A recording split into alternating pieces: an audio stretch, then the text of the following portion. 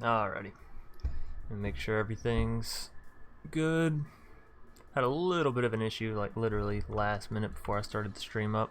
Had forgot that all my settings were set to Twitch, and then I tried to stream on here, and I was like, why isn't it working? Right. Set up for the wrong site. Nice, Josh. Decent Muldrotha deck. Have you seen the M20 card? The, what is it, Yarok? Looks very, very interesting. Looks like it could play well with Muldrotha. And no, Lego Bob, I won't be going to a pre-release for M20. I guess we should go ahead and pull up that, actually, as that's what we're going to be streaming today for the starting, not Magic, right? So let's go to my editor, and we will just do this. Yeah, now you see a whole lot of me. There we go. So here's all the M20 cards. There are a ton of them, and since we have Josh here, and he's just mentioned a Sultai Muldrotha deck, why don't we go ahead and check out this card, which immediately caught my attention. Where is it? There it is. Yarok, the Desecrated. So, legendary creature, elemental horror, in the Sultai colors, death touch, lifelink.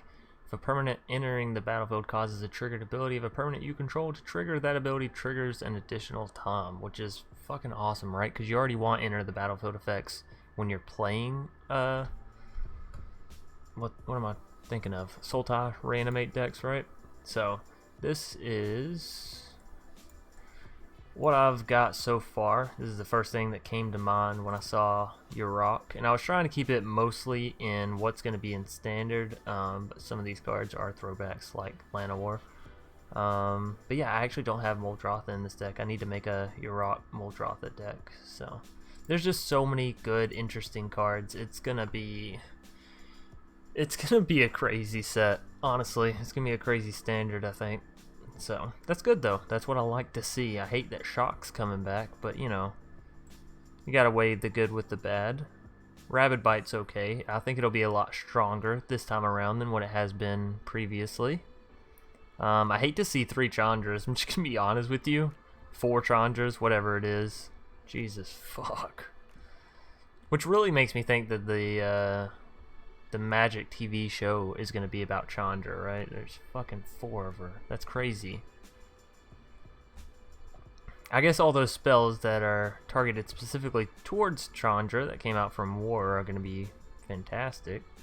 Because you have one that's like deal 3 damage to, it's like player or planeswalker, or maybe creature or planeswalker, something like that.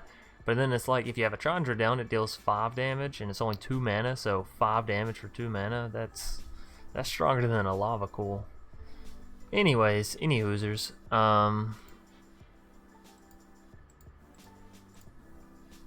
See what full looks like on this, huh? Oh, yeah, maybe not full. Maybe we'll go back to images. Auto ascending, descending. This should be fun. Just going through the colors.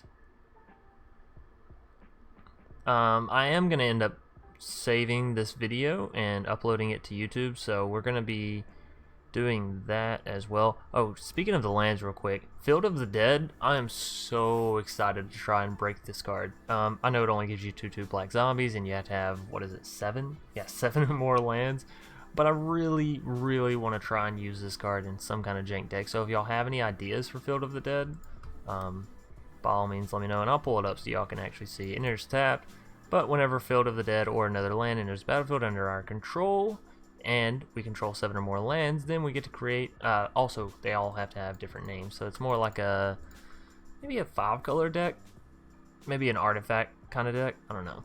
Nonetheless, we get to create a 2/2 black zombie creature token, so that seems like an awesome effect to me. This Lotus Field, I don't know how I feel about it. I mean, it seems good, right? Hexproof, so it can't have that land destruction nonsense. But it enters tapped, which is, you know, whatever, I guess. It's like a guild gate. But then you have to sacrifice 2 lands, and then you can add 3 mana of any one color. So what do you just play 4 of this in a mono green stompy? ramp deck, right? That just ramps hard as hell to Nisa. Like, there's so many interesting combinations coming out with this set plus War. It's just ridiculous. I love the wolf synergies. I have a oh, that's TFT. Let's just move this in front of that. Yeah, kind of like that. Alright, so I have a whole list already of decks that I've thought up. Wolf Tribal, Elemental, Vampire, Orzhov Life Gain, and Rage. There's so many. Because we are getting a new standard, or not a new standard, a new format. So that should be fun. I do need to check back over here. Sure, y'all are gonna be able to see it, but it's fine. So let's see. Not much working on trying, blah, blah, blah. Release, I'm not going. Yeah, typically only catch Bumcheeks since he uses stream drop before I go to bed. Yeah, Dr. Bumcheeks is pretty awesome. It would be stupid. Jump.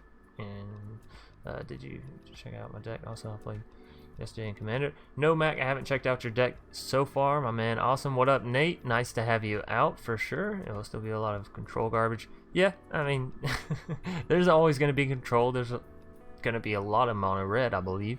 Aggro and other mono red, probably big red returning as well. And I'm assuming big red may be pretty strong now. Anyways, I like 7 in standard after M20 drops. That's good. Copy it with Helm. Sounds awesome. Just ramp up and give you. It can be done. Yeah, can't hang around too long.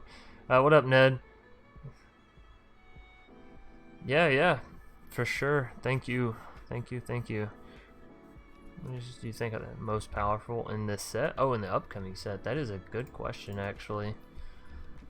I'm not really good at that because, you know, I don't look at a card and see its competitive value. I look at a card and I say, how can I make this broke? Like, how can I just break the game with this card in some way, shape, form, or fashion? Or how can I make a really awesome effect? Embodiment of Agonies also looks pretty good. Well, interesting, I should say. Maybe not pretty good, but interesting. Alright, so yeah, we'll probably go ahead and kick off the card discussion. And just so y'all know, I haven't fully went into, I guess, determining how I feel about the set yet. So this will actually be a first look at it. So yeah, let me go ahead and hit record and do my little intro thing, and then we'll get started. So. And we'll have this interesting little music in the background. And we are going to go by color, so. What's up, everybody? My name's Chance, and today and probably tomorrow, we're going to be taking a look at the cards from Core Set 2020. Excuse me. We're going to be going through some deck brewing. We're going to be going through all the cards that have been released, talking about how much I like them, how much I don't like them, you know, where I see that they could be played. And it's going to be a very relaxed, so it's probably going to be a very, very long 2 videos. But, hey, that's okay. You can skip around if need be and watch what you want to watch. So, we're going to be starting in the top left, going to the right, and moving down. And we're going to be going through them by colors. So, let me make sure that my music isn't too loud. Doesn't seem to be. Alrighty. Let's get right into it then. Let me turn it down in my headphones a little bit so I'm not yelling. Aerial Assault, 3 mana, common, destroy target tapped creature. You gain 1 life for each creature you control with flying. I don't know. I mean, it might be good in draft. There are a lot of cards that deal with life gain in this set. There are a lot of flying creatures. Destroying a tapped creature isn't terrible. It's basically 1 more mana and an extra effect from a Take Vengeance, right? So it's okay for a common. It's okay, and I mean that's okay, right? If it's a common and it's semi-playable, if it's at least playable in draft, that's good in my opinion, right? Because a common that's not playable in standard, not playable in draft, it shouldn't be playable in modern. If it's not playable in standard even, then it's like, it kind of feels like a wasted print, right? And now I know there has to be some balance, so there has to be shitty cards in order for there to be good cards, but I hate whenever I see a card and I'm like, that card will never be played a day, right? I mean, it might be by someone trying to run some random jank, but more than likely. But this card is not that. You will probably see this in some draft games. So moving on, we have a Mythic Planeswalker, a Johnny, Inspiring Leader, 6 mana, 4 and 2 white. For +2, we gain 2 life and put 2 +1/+1 counters on up to 1 target creature. So those life gain decks where you're gaining life and that causes your creatures to put counters on them, those just became huge, right? I mean, this is obviously 6 mana, so it's going to be difficult to get there. I don't know really where I see this fitting in. Let's run through the rest of effects. Exile target creature, its controller gains 2 life. That's pretty good for -3, and it has a +2, so it's not like a +1 is going to take you 3 turns. No, it's only going to take you 2 turns, and you're going to have 1 extra life left over, or 1 extra loyalty counter, I guess, on this Planeswalker. So that is pretty good, and you're getting to put counters on stuff. It's a removal for 6 mana. That's not bad. Sure, you're giving them 2 life, but you're removing their board state, essentially, so. And then -10, creatures you control gain flying and double strike until end of turn. Well, considering you'll probably be playing this in something where you're getting a fair amount of creatures down, maybe not something like a Selesnya tokens deck, but you'll have a fair amount. Well, you may play this in a Selesnya tokens deck. Anyways, point being, that's basically a game winner. Flying, okay, now they're evasive. They can't be blocked. Unless your opponent just happens to be playing flyers, in which case, you know, whatever, you got fucked. You know, just scoop it up, deal with it. Anyways, and gaining double strike, that means like you got a 4/4, now it's going to deal 8 damage to the face directly because it can't be blocked. You got a 3/3, 6 damage. That's already 14 damage just in 2 creatures, which I'm assuming you have bigger than just a 3/3 and a 4/4, considering you have the Planeswalkers down and you managed to get it up to 10. So you probably plussed them 3 times at least, which means, you know, y'all should be able to do the math from there. Yeah, seems like a fair card. I don't know how much standard play it'll catch, simply because it is 6 mana, which is a lot. But this set does seem like it's like they're trying to maybe slow things down, still keep things interesting and quick paced, but slow things down as far as maybe we don't want to have turn 4 and turn 5 victory decks as much. I'm sure there probably will still be plenty, but you know, maybe not as many, or maybe we'll have more mid-range decks that are really showing out. So moving on to another Mythic Planeswalker and another Johnny Planeswalker at that, which I'm super happy about. If any of y'all have been over onto my Aether Hub, or onto Aether Hub and then onto my profile on Aether Hub, you know that a Johnny is, or was at one time, my avatar. It is now Parhelion, because I love Parhelion's art. I think it's fantastic. But yeah, a Johnny, 4 mana, 2 and 2 white, +1. We gain life equal to the number of creatures we control plus the number of planeswalkers we control. Seems okay. -2. Create a 2/2 white creature, or white cat soldier creature token named a Johnny's Pridemate. Okay. We have a Planeswalker that can make a Johnny's Pridemates. I just fell in janky love with life gain. That is absolutely awesome. And then for 0, if you have at least 15 life or more, more than your starting life total, exile a Johnny Strength of the Pride, and each artifact and creature your opponent controls.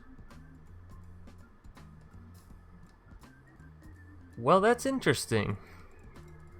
It's like a board wipe for a mono white life gain deck.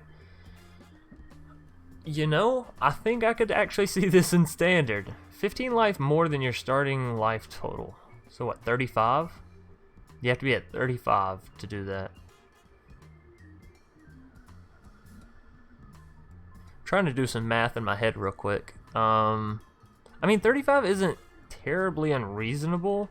It'll really depend the opponent you're up against, because if you're up against control, hallelujah, right? You should be able to hit 35 life pretty easily, as they control is more about, hey, I'll make sure you don't get to play a whole lot and then play something in the end. But then again, if you're up against control, this doesn't really work that well, right? Artifacts and creatures, so you're not going to hit planeswalkers or enchantments, which is really where control tries to get its stuff in. I don't know. Maybe.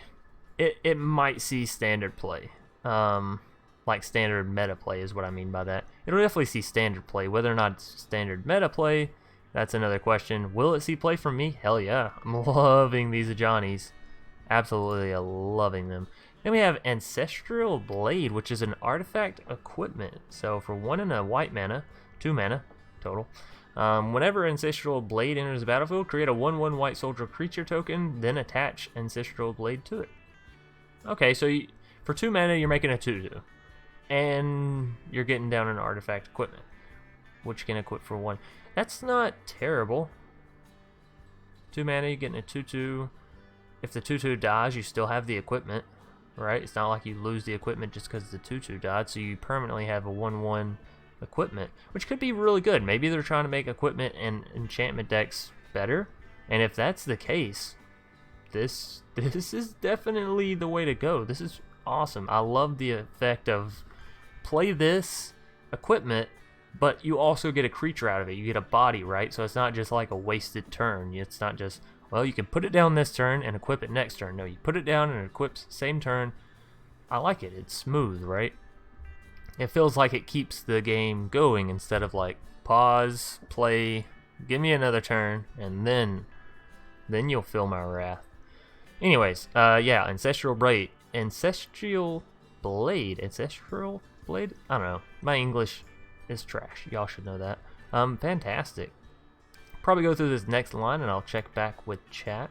So, Angelic Gift, 1 and a white mana, enchant aura. Enchantment aura, I'm sorry. Enchant creature, enchanted creature has flying for 2 mana. And whenever it enters the battlefield, draw a card for a common. Well, it's definitely going to see draft play, that's for sure. For a common, this is a great pickup in an Azorius Flyers deck, which should be great in draft. Really should be. Or really any Flyers deck. So, yeah, as far as draft goes, fantastic. As far as standard play goes, maybe in a jank deck. Maybe in a jank enchantment deck, because we do have things like, what is it, Starfield Mystic or something like that? If I could find it. Yeah, Starfield Mystic. Wow, I hit it right on the head. It's pretty good, which deals with enchantments being tossed away and all that. So, we have Angel of Vitality next, 3 mana. If you would gain life, you gain that much life, +1 instead. That's really awesome for like all your Johnny's Pride Baits, all your Gideon's Companies, your life total in general. Yeah, that's your Splendid Angels. That's awesome. That's really, really awesome. Angel of Vitality gets +2/+2 as long as you have 25 or more life. So for 3 mana, if we have 25 or more life, which shouldn't be difficult to do given this card, right? It becomes a 4/4 flyer for 3 mana, and it still has its effect. And it's a 3 mana angel. So the whole angel problem of them all costing too much kind of just got solved. This is good, and it's at uncommon. This is really good. This is what I like to see for my jank decks. This is the kind of magic I want to be playing. Apostle of Purifying Light, 1/1 white mana, protection from black. Okay, so this is the white protection card. For 2 mana, exile target card from a graveyard. Well, I mean, ideally all of these protection cards are like sideboard, right? They're all sideboard materials, which I don't play a whole lot of best of 3s because, like, that's a long time, and your jank decks really fizzle out on the 2nd and 3rd game once your opponent's like, oh, okay, you're doing that. That's your whole combo. Let me just add in some Mortifies and remove your enchantments or whatever.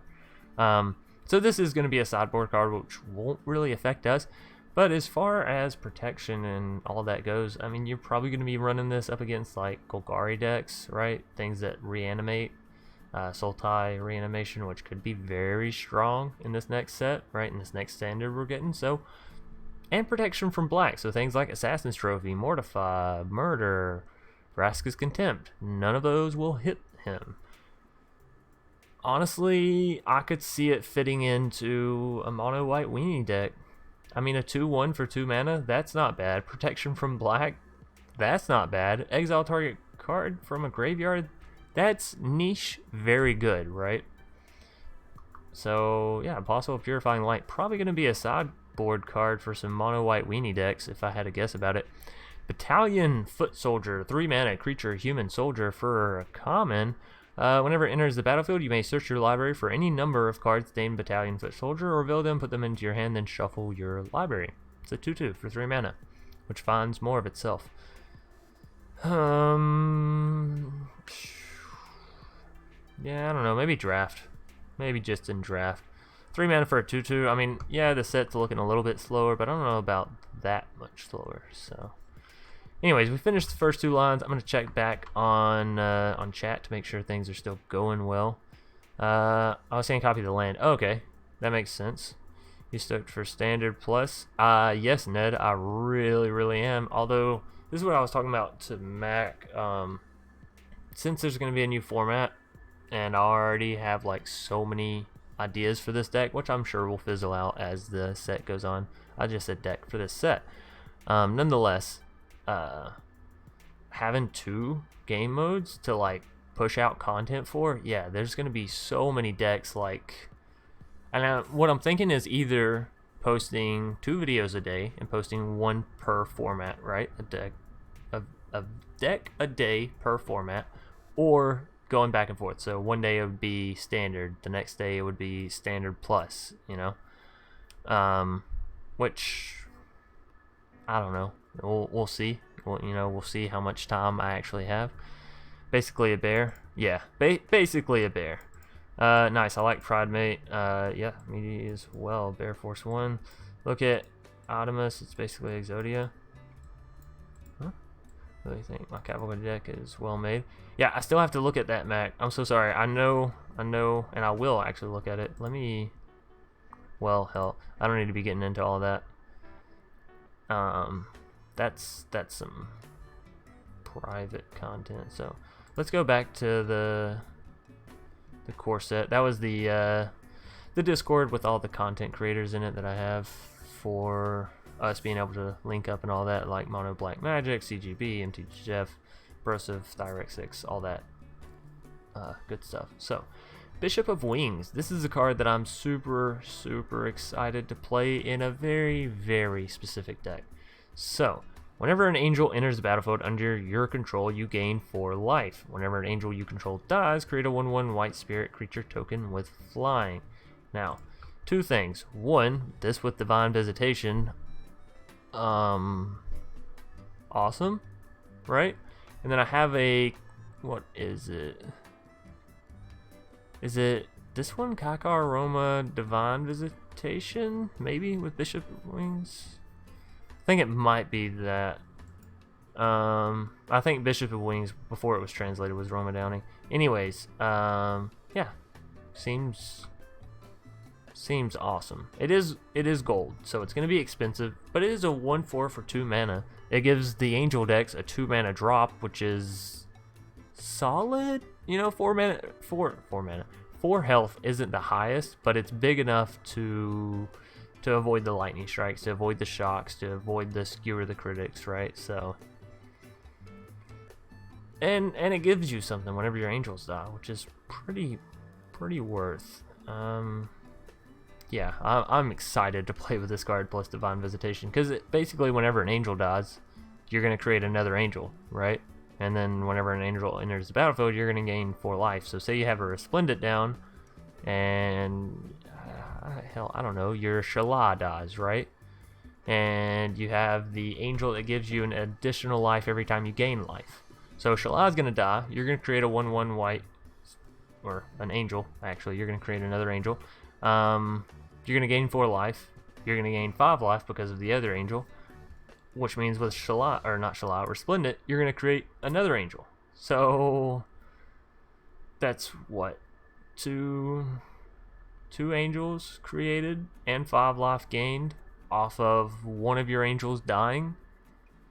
That sounds like such an awesome combo card. Or maybe not combo card, but what's the word I'm looking for? Just value, I guess. 2 mana for that card. Yeah, please and thank you. Seems awesome for a standard jank deck. And standard plus, I guess. So then we have Brought Back Instant, also gold. Choose up to 2 target permanents in your graveyard that were put there from the battlefield this turn. Return them to the battlefield tapped. Holy hell. Choose up to 2 target permanent cards in your graveyard that were put there from the battlefield this turn. Return them to the battlefield tapped. Y'all know what this means? You can minus a Teferi, kill him, and return him. You could sacrifice a bunch of creatures with can't think of her name. Priest. Bring him right back, right? I don't know. Brought back seems just awesome. Right? You minus out a Planeswalker for their ultimate, then you just bring them right back to have the emblem plus have the Planeswalker. It also works well defensively, so if your things die, you just bring them right back in tapped. Here's the thing. It won't work as well on creatures defending Planeswalkers / your health, because obviously if you lost them this turn, then them entering tapped means that you can't defend with them, but you're still getting them back. I don't know, brought back seems like it's gonna see some standard play for sure, and it is spicy. It is spicy as hell, I gotta say. It is gold, so it's gonna be expensive, but it is awesome. Moving on, we have Cavalier of Dawn, 2 and 3 white mana, and this is the first of our elemental knights. There is 1 per each color.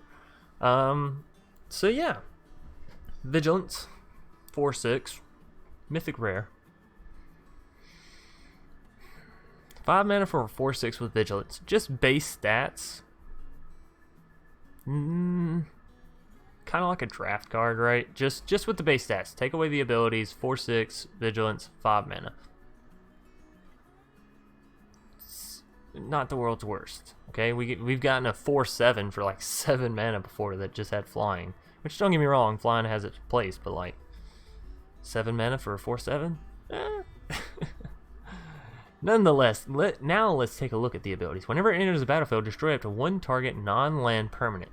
So any non-land permanent, which is essentially an Assassin's Trophy effect, right? Its controller creates a 3/3 colorless golem artifact creature token. So unless they have a golem tribal, that's the word I'm looking for, then you're perfectly fine giving them a 3/3. You have a 4/6 with Vigilance, so it's not like the 3/3 can attack past it. You're getting to destroy a Planeswalker or an enchantment or an artifact or a creature just from this creature entering the battlefield. So destroy something and you get a creature, and then whenever it dies, return target artifact or enchantment from your graveyard to your hand. That is probably the weakest of the elemental knights on death effects. But hey, entering the battlefield effect, fantastic. Baseline stats, fantastic. So, you know, it had to fall off somewhere. So, yeah, you'll just have to try to make sure it doesn't die.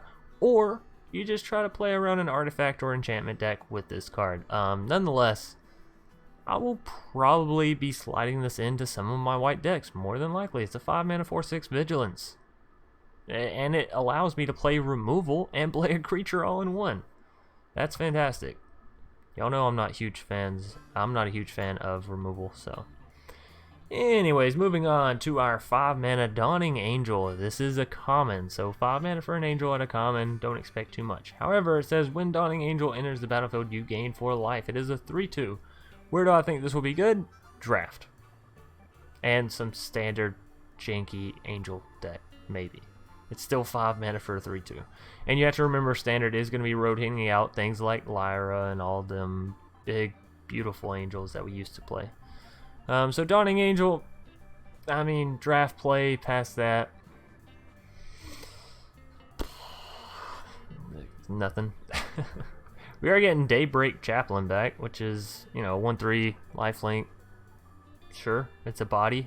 I think it'll be okay in draft. And with all the things dealing with life gain or having life in this set, it should be good. Then we have the 2 mana Devout Decree. Sorcery. Exile target creature or planeswalker that's black or red, and then scry 1.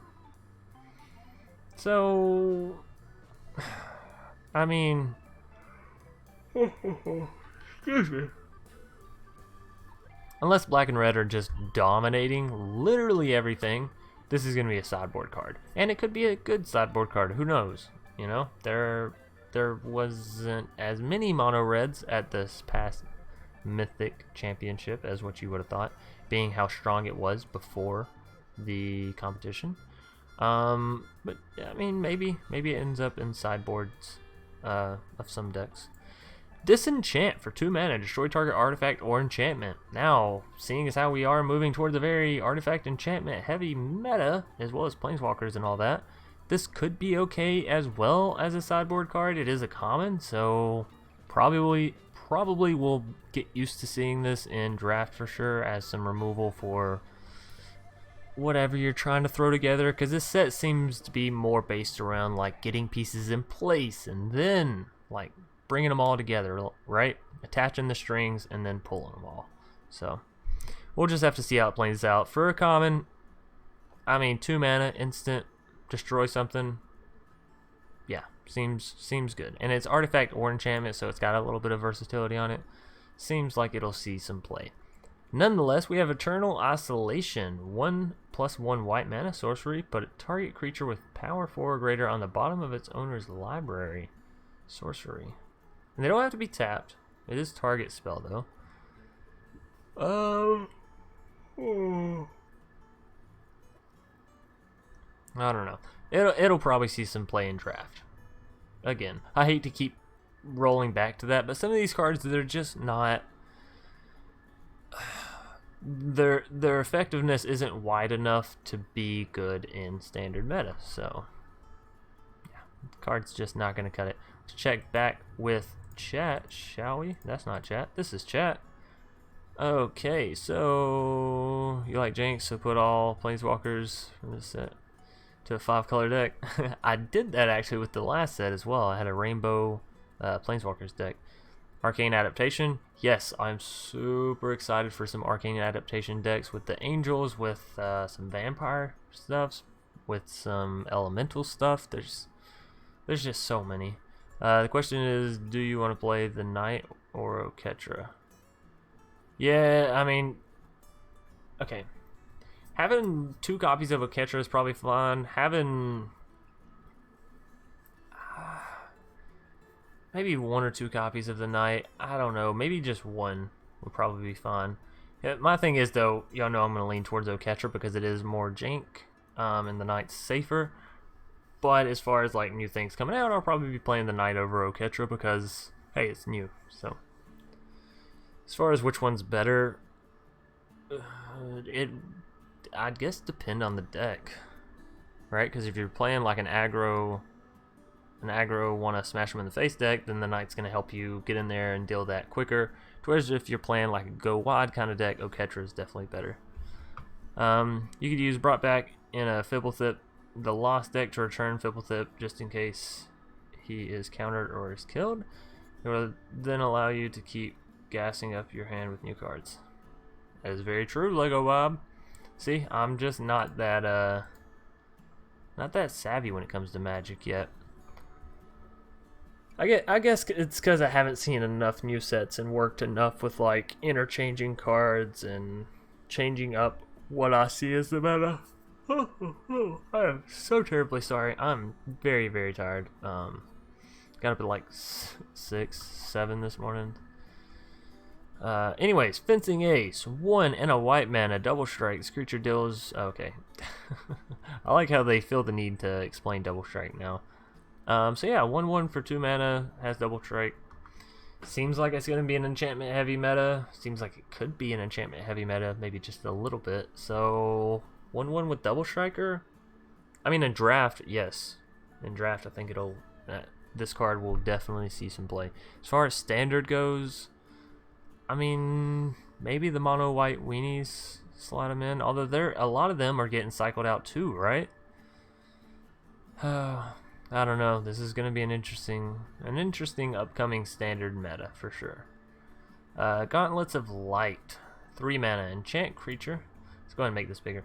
Enchant creature, enchanted creature gets +2/+0 and assigns combat damage equal to its toughness rather than its power. Enchanted creature has 3 mana and tap this creature. Wow.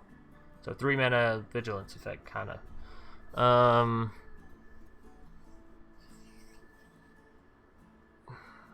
Wow.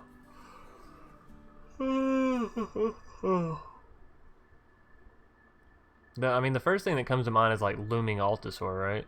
Which I think is like a 4 or maybe a 3 mana card. Either way, it's not a whole lot. It's like a 1/7. You put this on it, now it's a fucking 9/9. I mean, yeah, you know, all those those Bont Defender decks. Sure, it's good in those, I suppose. And I mean, things like Griffin Protector will do great with it in draft. Same with Griffin Sentinel. Wow, we're getting a whole slew of Griffins. How did I just now notice that? Anyways, it'll be good in draft. It'll carry its own in draft. Maybe even carry your game in draft, to be realistic. Because you put that on a 1/3, now it's a 5/5. And that's just... and already has Vigilance. And that's a common? Yeah, that would be a killer combo in draft. Anyways, I think it'll do fantastic. Glaring Aegis. 1 white mana. Enchant creature. When it enters the battlefield, tap target creature an opponent controls. Enchanted creature gets +1/+3. Ooh. So this makes somebody a big old bear. That's not terrible. That's not terrible at all. Especially since we have things like... where was it just at? Oh, Aerial Assault, right? Where you can do something with your opponent's tap targets. So, yeah. I mean, 1 mana enchantment, and it's a common? Seems good. Seems good, man. God's Willing. 1 white mana, instant, and it is uncommon. Target creature you control gains protection from the color of your choice until end of turn, scry 1. Holy shit. Gains protection? Well, that's like a better dive down, right? Because protection, well, it's protection. You're clear from everything. Damage dealt, being even equipped, can't be targeted. That's so we have an answer to Kaya's Wrath now, kinda. It'll only work on 1 creature, or you know, X amount of creatures for however many Gods Willing you have. Maybe this would be good in like a Jeskai copy spell effect, because then you could just give all of your creatures protection, right? I don't know, maybe I'm going a bit overboard with that. Anyways, seems fantastic. God's Willing. 1 mana, uncommon, and you get to scry? Holy shit. Yeah, this is gonna see some standard play. God's Willing, just mark it down. I'd say go ahead and pick up 4 copies, but it may not be everybody's cup of tea, so just got a message. Let me check and see if that's my girlfriend. Goldmane Griffin, 5 mana, 3+2 white. Obviously it's a Griffin. Obviously it has flying, because why would you make a Griffin card and not give it flying, right? Anyways, Flying Vigilance. Whenever Goldmane Griffin enters the battlefield, you may search your library and or graveyard for a card named Ajani Inspiring Leader. Reveal it, put it into your hand, then shuffle your library this way. Oh, if you search your library this way, shuffle it. I'm sorry. So 5 mana for a 3/2. Immediately, I mean, it has Vigilance, but still, that's like worth 4 mana to me, not worth 5. And double at that, double white. It's just But it does find a Johnny Inspiring Leader, which is, well, as we said, a win con, you know? And if you're playing this, then you're only 1 mana away from this, so chances are you play the 5 mana, play a land your next turn, play the Ajani Inspiring Leader, you play the you +2 him, you gain the 2 life, and you put 2+1/+1 counters back probably on your Griffin, so now you have a 5/4 with Vigilance and flying for 5 mana. That's not terrible, right? So if you have the Ajani in draft, fantastic. If you don't, I don't know. I guess you're just paying 5 mana for a 3/2 with Vigilance, which again, it could win the game on its own, but okay, so yeah, she's on break. Let me just send her a quick message real quick.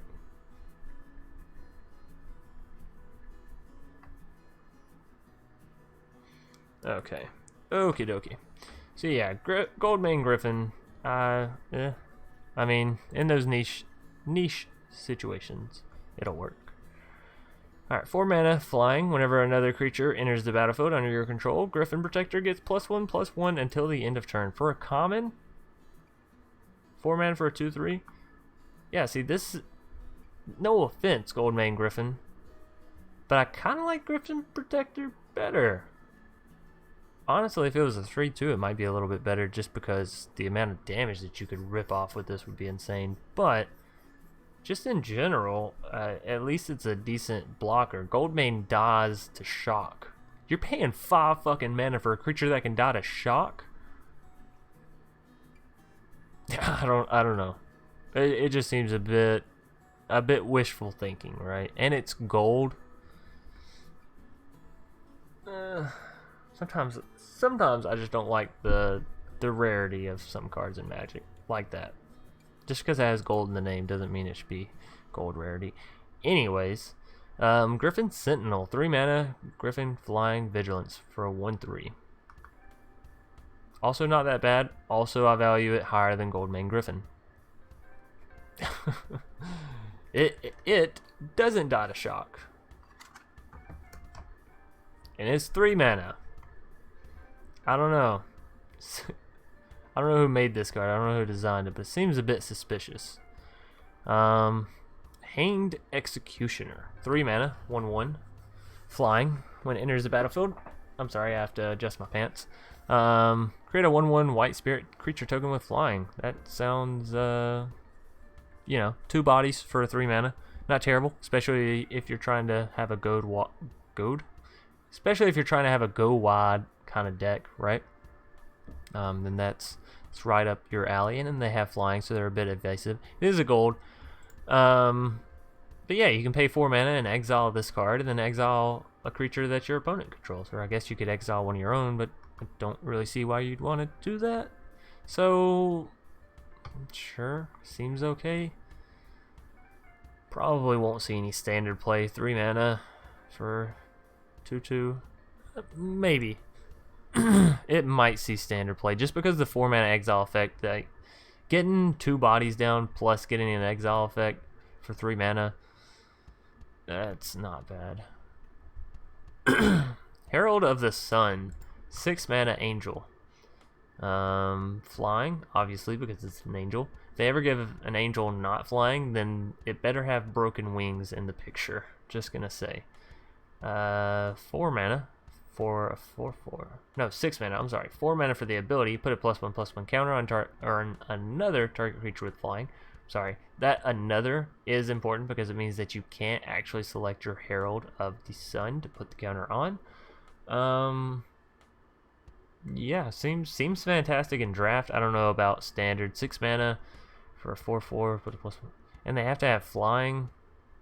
I mean, maybe an angel deck will emerge somewhere in standard meta, but it'll probably die out around plat diamond tier. I don't see it actually making it to mythic. I shouldn't say that. Angels were pretty strong in the past, and they've gotten a lot of buffs here. So moving us down, we have, or I guess to the right, we have Imperial Outrider, 4 mana for a 1/5 human knight. It's a common. It's a trash card. It's not even a dinosaur. She's riding a dinosaur. And it's not a dinosaur. We've had an egg be called a dragon before, but somehow this thing can't be a dinosaur. It's a human knight. Whatever. Whatever. Inspired Charge is making its return. So 4 mana. Creatures you control get +2/+1 until end of turn, and it is instant speed. So draft play probably, because that's not terrible. It's not terrible at all. Inspiring Captain, 4 mana for a 3/3 human knight. When Inspiring Captain enters the battlefield, creatures you control get +1/+1 until end of turn. Again, draft. 4 mana for a 3/3, not terrible. Creatures getting +1/+1 until end of turn. It's okay, May not always be that change between lethal and non-lethal, but it could could change the tempo for sure. So then we have our first Ley Line card, Ley Line of Sanctity. And the Ley Line cards I'm very, very interested in, and I believe that they will see a lot of play individually. Honestly, I think they're all pretty strong. I'll have to go back and refresh my memory, but as far as I can remember, they all are pretty strong. So the way that these Ley Line cards work is if they are in your starting hand when the game starts, or in your opening hand, I guess as the card explains, then you can just put it on the battlefield. You don't have to pay the cost. So starting out, having hexproof on your face, yes. Right? Protection from mono red aggro. Protection from turn 2 thought erasure. Yes, okay, just more than likely yes. As far as like actual standard meta goes, will you see it in the sideboard or the main board? I don't know, really. Probably the main board. If things like mono red and Esper and all that continue to be strong, then yeah, you'll definitely see Ley Line of Sanctity being a main board card.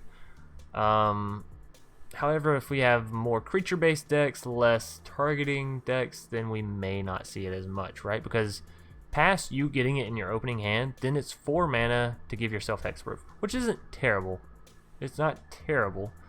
But at the same time, if they're just smashing you in the face with creatures, it feels really, really dead, right? Like, really just useless. So, we'll see. This card right here, Loxodon Life Chanter. 2 things. 1, it's another elephant, and we are getting so close to an elephant tribal, I can almost taste it. 2, I want to make a play around deck for this card. So when Loxodon Life Enchanter, or not Enchanter, I'm sorry. Whenever Loxodon Life Chanter enters the battlefield, you may have your life total become the total toughness of creatures you control. So in those Bont Defenders deck that we were talking about, this would be awesome. In a general deck where you just have big creatures, say you're playing this in an Ajani's Pridemate deck or a Gideon's Company kind of deck, and your creatures are just fucking huge, right? They're 26-26 or 18-18, 17-17, and you do this? What are you crazy? You're gonna have like 50, 60, 70 life, you know? It's gonna be outrageous. Furthermore, for 6 mana, on the next following turn, whenever you go to attack with this creature, you can give it +X/+X, where X is your life total. So you just gave yourself all the way up to 60, 70 life, whatever it may be. Now this card has 60, 70 attack, which is crazy to think about. Now, obviously, that is a very fringe situation, and things have to be going absolutely right for you, and the chances are, if you have a 17-17 or an 18-18 or a 26-26 down already, your opponents might be pretty close to conceding. This card doesn't have trample, which is pretty much the only thing missing from it, and considering it's an elephant, you would really think that it would be able to trample. But yeah, just an awesome card. It is gold, and it is definitely a play around jank card, but I mean, who knows? I'm not great at predicting the meta because I'm not near intelligent enough. You know, the people that predict the meta have the 200 IQ. I have like maybe 120, maybe. I'm like just slightly above average. I think average is like 100 or something like that. Maybe I'm at 110. I don't know. Not too concerned about that. Point is, this is a fun card. That's what I was trying to say. Loyal Pegasus. 1 mana for a 2/1 with flying that can't attack or block alone.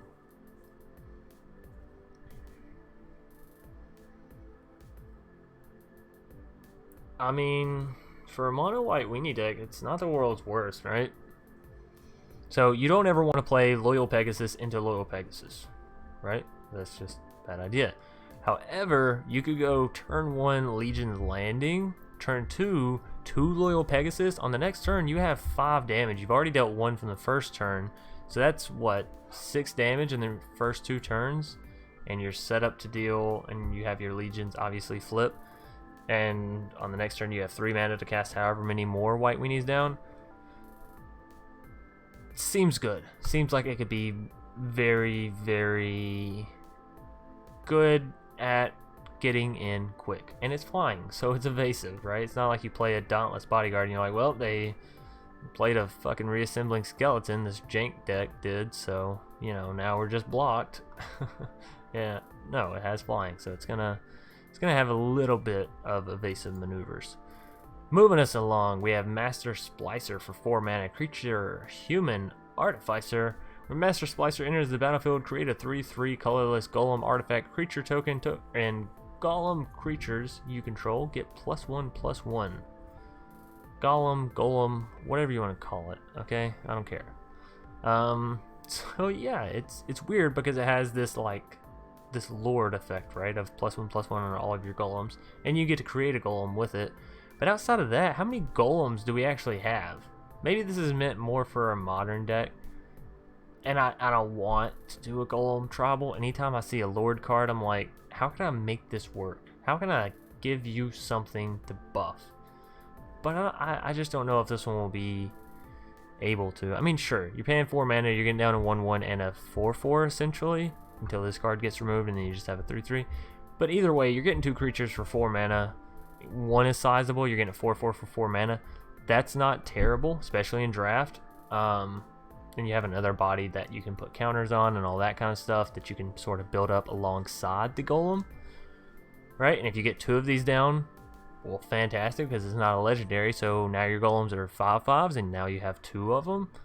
So, I mean, sure. And in a Helm of the Host deck, this card seems awesome, right? In a Spark Double deck, in a Quasi-Duplicate deck, all that, this card seems awesome. Can you imagine Quasi-Duplicating this thing like 4 times because you copied it in a Jeskai Spells Matters deck, and now you have like 4 Master Splicers on the field, which gives all your golems +1/+1, and you have 4 golems down, which are now all 7/7s? You know, seems okay. But it is going to be a play around card. And will it be in standard meta? Probably not. Will it be in some of my jank decks? Probably so. I think I just convinced myself of that quasi-duplicate deck idea, honestly. How about we put these down? You know, if I come up with one in the middle of this, how about I just put it down? So Master, sorry, and yes, y'all are gonna hear me typing. I'll try to type quietly though. Master Splicer, we'll say Quasi. Jeskai. Spells. That should be enough to remind me of what I was going with here, right? Okay, so Master Splicer, wonderful. We're gonna get through all the way through mono white, and then I'm gonna take a little bit of a break. I'm gonna, stop the recording, and I will just take a little bit of a breather because it's already been an hour, and we've just been talking about mono white, so we have not made a whole lot of progress. Where are we at? Moment of heroism. Heroism? Either way, target creature gets +2/+2 and gains lifelink until end of turn for 2 mana. Okay, I mean, it's a common. It'll see draft play. Might see okay, well, 2 things. Might see standard play. Again, it'll be in jank decks if so. At least I'm thinking it'll be in jank decks. I don't know how much this whole lifelink thing is really gonna take off, because sure, life is great against these aggro decks, right? It's fantastic. But if you have a whole lot of life gain decks, then people are just going to start playing control all the more. All those aggro players that you are now beating with your life gain decks are going to grow to hate life gain decks, and now they're going to swap to control players, which control players don't give a shit how much your life is, right? They're like, I don't fucking care. I have a Teferi. I'm going to make you mill yourself. I'm going to make you fucking hate playing the game, right? That's what control is all about. So yeah, I mean, draft, sure. Moment of heroism, maybe be a little bit cautious about it. If they have two mana left open, they're in the white category, they have an Ajani maybe, just be cautious. Moving us along, Moorland Inquisitor. Inquisitor. I don't even know how my mouth made that sound. My tongue just had a spasm. Anyways, Human Soldier, 2/2 for 2 mana. I mean, it's a common, so you can't really expect any more. For 3 mana, Moorland Inquisitor gains first strike until end of turn. Now that's interesting because we have so many enchantments and so many enchantment workarounds. Draft, yeah, you can probably expect to see 3 of these in people's decks easily. 3 mana for first strike is pretty awesome. Moving us along, we have Pacifism. 2 mana, enchant creature. Enchanted creature can't attack or block. So it's like a Luminous Bonds, but it costs even less. Wow, that is... And it's common? That is some cheap removal. Now, it doesn't remove the creature's ability, so things like Yarok, it won't really matter. Sure, you're taking out the Yarok himself, but the effect is really while people play him, right? So... it'll be fantastic removal and draft. I'm sure it'll swing the tempo as much as you need it to. Maybe not as much as you need it to, but enough. Planar Cleansing. Destroy all non-land permanents. For 6 mana, destroy all non-land permanents. That's... I mean, it's like a Cleansing Nova, but now it actually deals with Planeswalkers, right? And it deals with all artifacts and enchantments. You'll have to be careful about your stuff, but in a control deck, which is where this is going to see play, with like maybe a mini Tef, so you can just have down the mini Tef and then play it on their turn. I don't know. Seems really strong. Seems actually stronger, much stronger than Cleansing Nova. Yeah. Be prepared to hate this card is what I'm saying. You know control players will find a way to put this in their deck. But on the bright side, you can relish. You can relish in the fact that it is some awesome card art, right? So we do have a few more lines. I'm going to check back on chat, finish these lines out, and then I'll take a little break. Me and chat will have some discussions and talk about some ideas with some of these cards we've seen, and then I'll come back and do the blue and green and red and black and multicolored and all that good stuff. We may not be able to get everything in today because it is already 3 o'clock, and I'm only streaming until 5, but if we don't get it all in today, then I guess we'll just have to live stream again tomorrow, huh? Sounds fine to me. Alright, so Raise the Alarm. 2 mana, 1 and a white. Create 2 1/1 white soldier creature tokens, and it is an instant and common. I actually really like that card. and it's just because it's very simple. It doesn't overstep. It's just gonna create you 2 little 1/1s, and you're gonna build them up from there and make them into something beautiful. So I'm thinking in this set like something with mono white weenies, but instead of just making them mono white weenies and playing a whole bunch of creatures, doing something with like Unbreakable Formation and really maybe even a Spells Matter mono white weenie deck, if that makes sense. But it seems like it can be done. We'll have to see. There's people a lot smarter than me that are going to be taking looks at these cards, so I don't really have a problem waiting and see. Now, I just want to say this card art is very weird. I can't tell if these are all lion things or if these are all people wearing lion faces, in which case that's a bit grotesque. Either way, each player can't cast more than 1 spell each turn. Each player can't cast more than 1 spell each turn. I'm trying to think about where you really want this in. Maybe in that Angels deck, right? Because Angels cost a lot anyways. And if you're up against a control player, you don't want them removing your stuff, drawing crazy amounts of cards, playing Planeswalkers. You don't want them doing all that, but you want to be able to still play your Angels. So maybe in a deck like that, maybe in a deck where you, well, no, because then the board wipe still is fun. I don't know. It seems like it seems like almost good enough. I could be super underrating this card, but I just don't. I don't know where it'll play into effect at, to be completely honest.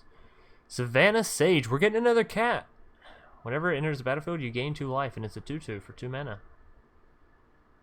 I mean, it's common. It's okay. Sephra? I hope I'm saying that right. Anyways, or maybe Sephara? Well, we're going to call her Sky's Blade. The angel with the blades. 7 mana. That is expensive. Either way, you may pay 1 white mana and tap 4 untapped creatures you control with flying. That's interesting. Now that 3 mana 1/1 that creates another 1/1 flying just became so much more valuable, right? Tap 4 untapped creatures you control with flying. So turn 2 you can play 2 of the Pegasus. Turn 3 you can play that spirit thing that creates another token. There's your 4 flyers.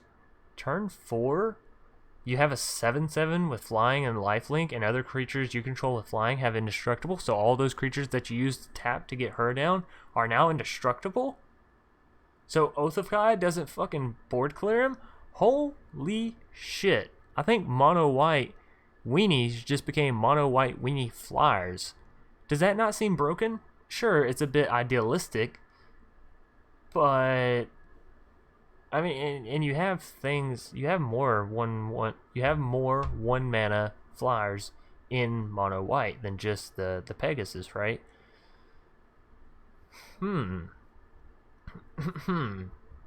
This seems good. You might actually be able to see this in standard play and standard meta play, depending on how control-y it is, right? How quick the control actually is, but very reasonable card. Very, very reasonable card. And it has kind of like a Shalai effect, right? It's not making your other creatures untargetable. They can still be exiled and whatnot. Bounce back to your hand. But it is protecting you from the Oaths of Kaias, from the planar cleansings, from the other card that we were talking about earlier alongside planar cleansing, you know? Fuck, I really can't think of it now. Either way, Sephira Sky's Blade. Yeah, awesome. I'm honestly enjoying the hell out of these. So now that that's done, let's check back with chat real quick. Oh man, y'all are going crazy. You could go on Aether Hub and start putting decks together. Yeah, we're definitely gonna get to that, Mac. I just want to go through and talk about all the cards first, so everyone has a chance to see my opinion on it.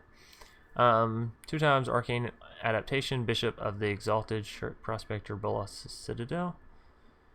Bishop of the Exalted. I'm gonna need more explanation than that, James Donovan. My magic math skills aren't that great, if that makes sense. Like, I'm not quite sure what Bishop of the Exalted does. We may have literally just read it, but gone, right? Anyways, the only card I'm trying not to get ruined by is the Ley Line of the Void. Yeah, the one that sends all of your cards that would go to the graveyard to the exile pile, I think is the one you're talking about. Angel Tribal or Griffin Tribal, yes, for sure is gonna happen, Lego Bob. Don't you worry, both probably will happen. Gotta give GF attention. Yeah, don't worry, she's at work right now. Chance you embody everyone's desires to play junk jank and hope it works. Well, you know, I just have a very positive outlook, and so that works wonders when you're playing jank and Magic, right? I am extremely happy. Also, thank you for the compliment. I'm extremely happy they gave Pacifism a reprint. Oh, so it is a reprinted card. That's awesome. Also, will you ever make a commander deck? Probably not. Mac asks me all the time about Commander, and to be completely honest, I don't play paper Magic. I don't really have interest in learning a whole nother format on top of the other format that's coming out. I mean, maybe if it eventually comes to MTGA,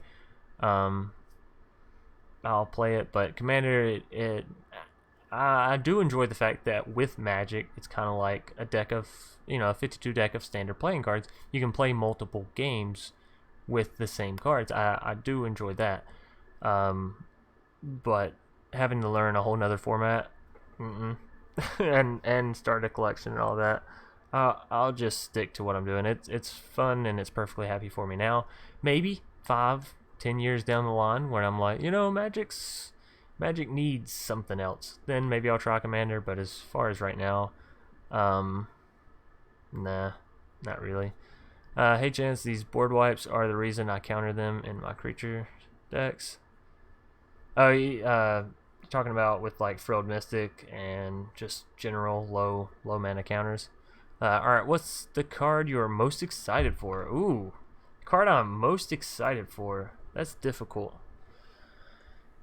Well, tell you what. Let me finish out these white cards, and then I'll dive back in. Oh, that's Adamus.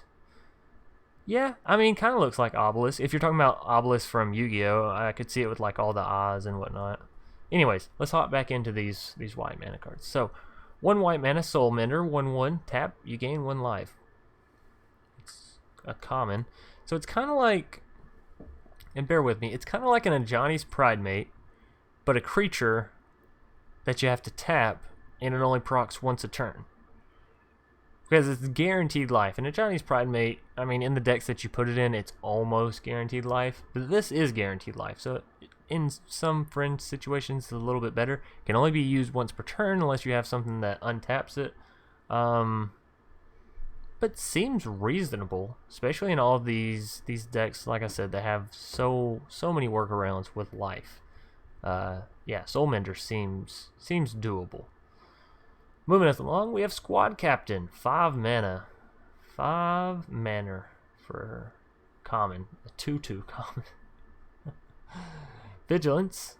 Squad Captain enters the battlefield with a +1/+1 counter on it for each other creature you control. Okay, well that's not terrible then. 5 mana for a 2/2. That's not terrible. You have 3 creatures down. You pay 5 mana. This becomes a 5/5 with Vigilance for 5 mana.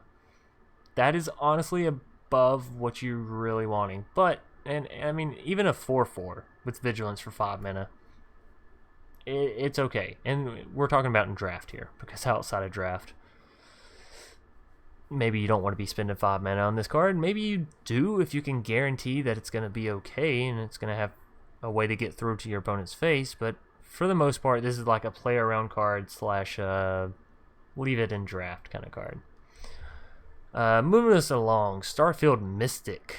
I am excited for this card, I can tell you that much. 2 mana, enchantment spells you cast cost 1 less to cast. That is awesome because it means like pacify, or pacifism, I'm sorry, not pacify. Or is it pacify? Pacifism, there it is. Nope, it is pacifism.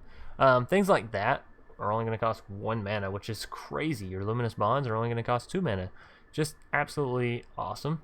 Whenever an enchantment you control is put into a graveyard from the battlefield, put a +1/+1 counter on Starfield Mystic. So it gives this like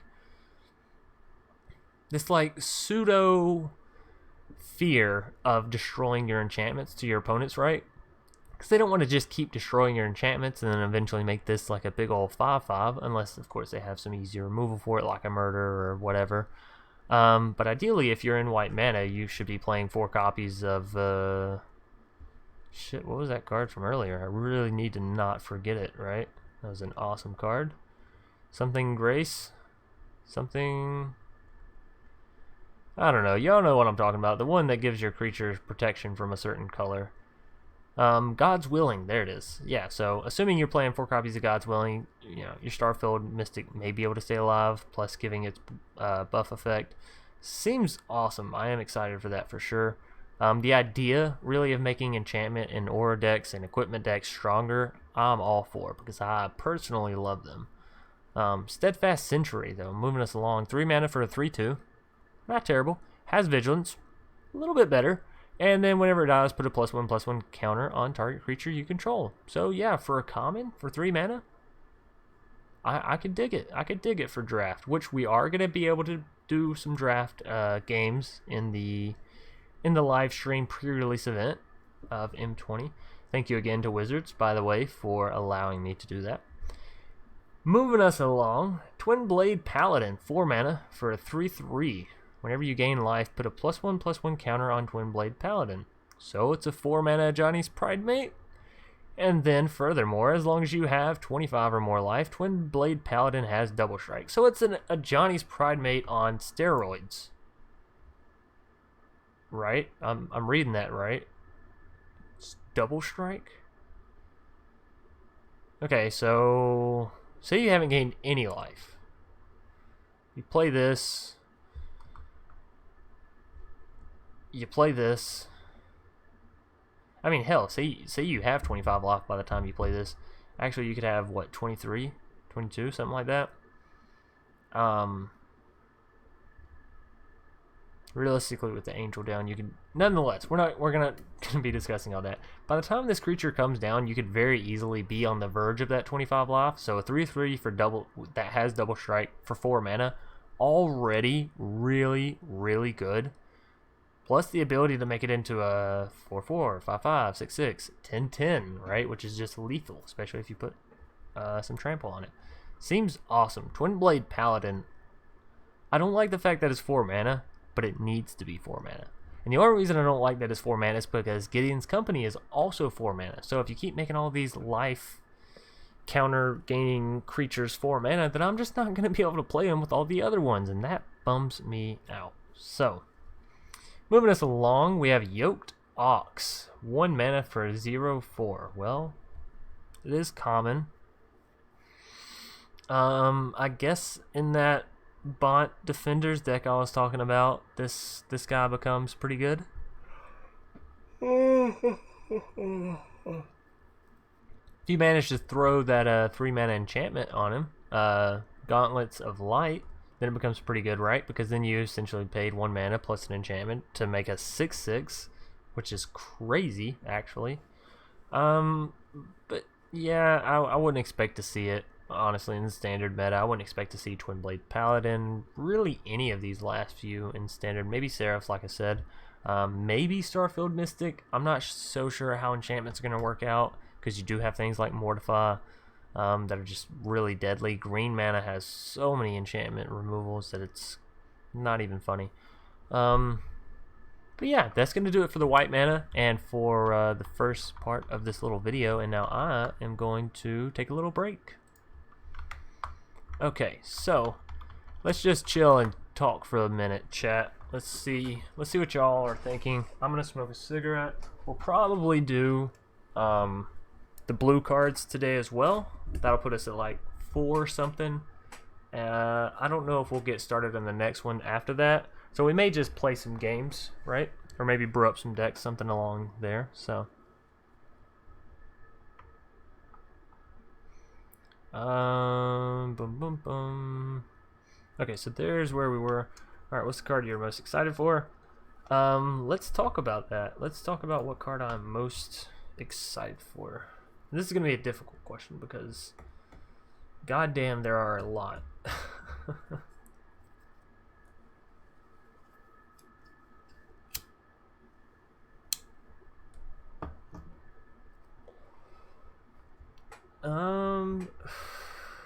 Shit.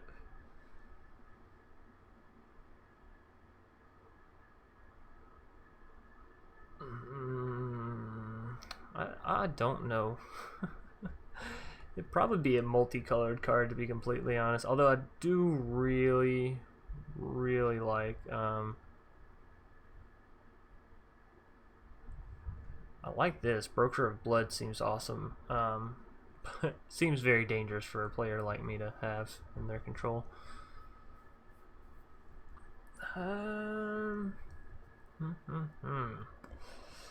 Marauding Raptor actually seems like a pretty interesting card. I actually have a deck idea already. There it is, the Enraged Dino deck, right? Because creature spells you cast cost 1 less to cast. So all creature spells, which means those cards that aren't dinosaurs but make your dinosaurs cost less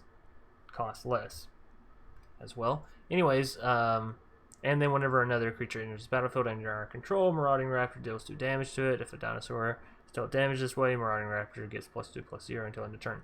So you play this and you play a Polyraptor. It's literally infinite, right? Because Polyraptor enters the battlefield, it deals 2 damage to Polyraptor. You create another Polyraptor. It deals 2 damage to the Polyraptor. You create another Polyraptor. You deal 2 damage to the Polyraptor. It creates another Polyraptor, which is why that's not going to be allowed in Standard, and you're going to have to hope in Standard Plus that you have something to stop that from happening. Because that is such a strong combo, right? Not only are you going to create infinite Polyraptors, but this thing is going to get so huge it can smash you in the face in one go. Actually, wouldn't it infinitely be your turn after that? Right? It would never stop. Ever. Because it's just going to keep creating more. Because it's all creatures. This card may get banned. What the fuck? Actually, it may not get banned. That's a bit harsh. But, like, that seems a bit, like, over the top. Who wins there? Because you can't end the game because you can't attack. They can't end the game because they can't do anything. I guess you would lose based off the timer. I don't know. I do not know. Let's see. Whoa, I actually didn't see the dragon I was looking for. The big ol'... There it is. I'm excited for Maw of Flames. I don't know if I'm most excited for it because it is a lot of mana, but it seems like such a fucking awesome card, right? 7/7 flying, deals 4 damage to any target and 3 damage to each of up to 2 other targets. So you can deal 4 to the face, kill 2 3/3s, or 4/4 and 3 damage to the face and 3 to something else, or kill a Planeswalker, yada yada yada. It's just awesome, right?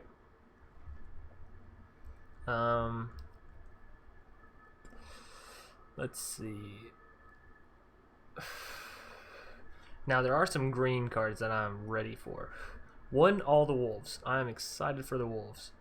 2, kind of excited for the Gargos.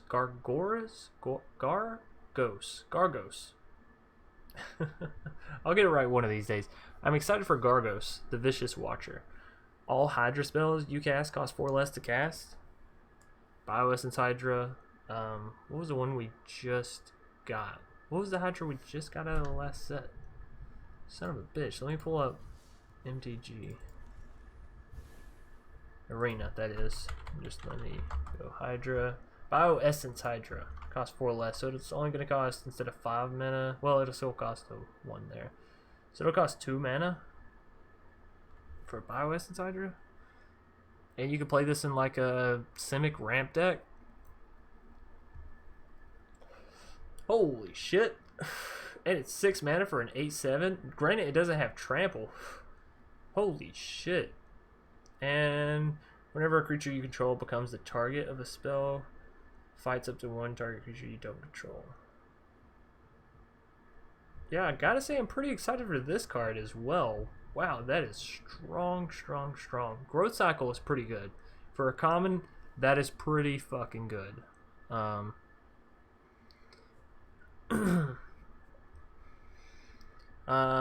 excited for this. Don't think it'll be super fantastic, but you know, all the wolf synergies I can get, I will take.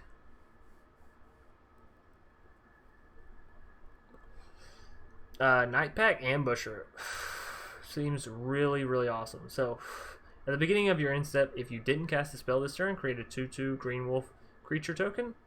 Fantastic. And if you could use this card alongside Vivian, the newest Vivian, the 3 mana Vivian that allows you to cast creatures as though they had flash and just only cast your cards on your opponent's turn. This card seems awesome. Awesome, awesome, awesome. I like the Overgrowth Elemental. I don't know. I'm not good at picking favorites, man. You really asked me a hard question there.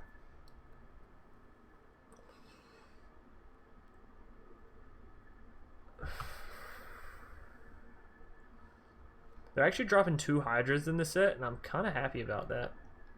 Voracious Hydra is okay. You know, it's okay. Wolf's Rider Saddle I'm actually super excited for. Even though it's not that fantastic, I'm just excited for it.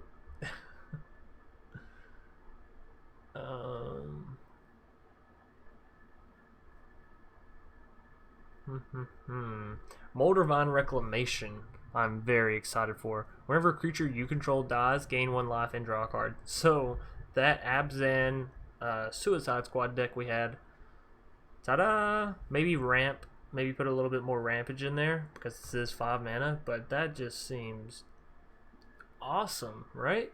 Gain a life and draw a card. It means all those Golgari decks and Sultai decks that just kept, well, kind of killing themselves now I have an answer to that. Yeah, I like it. I like it a lot. I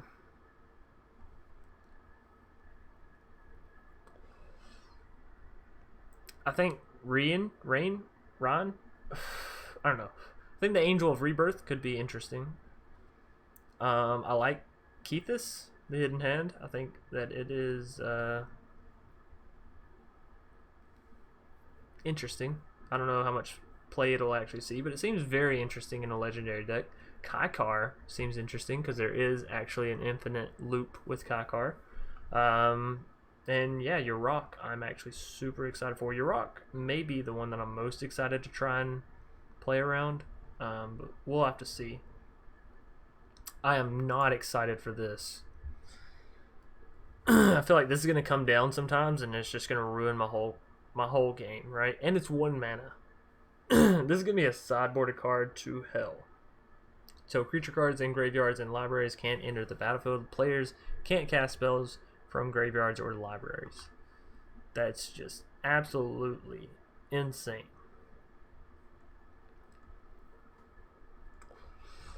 So yeah, I don't know. I'm excited for a lot of them. As opposed to being excited for just one in specific, I'm excited for a lot of them. I'm not a huge fan of standard format. I like Commander more than any format, but I do still play Magic Arena because it's just free to play and I really enjoy the game. That makes sense, World War Dragons.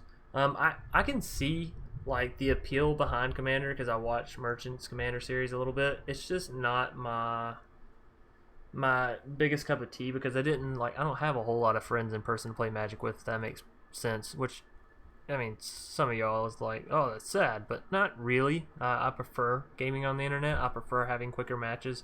Having a long game is, I don't know, maybe I just have too short of an attention span. I don't know. Commander just isn't my biggest cup of tea, but I do understand where the enjoyment comes. What's your opinion on the new dinos in the set, the 3-mana 7/6 and the Marauding Raptor infinite combo?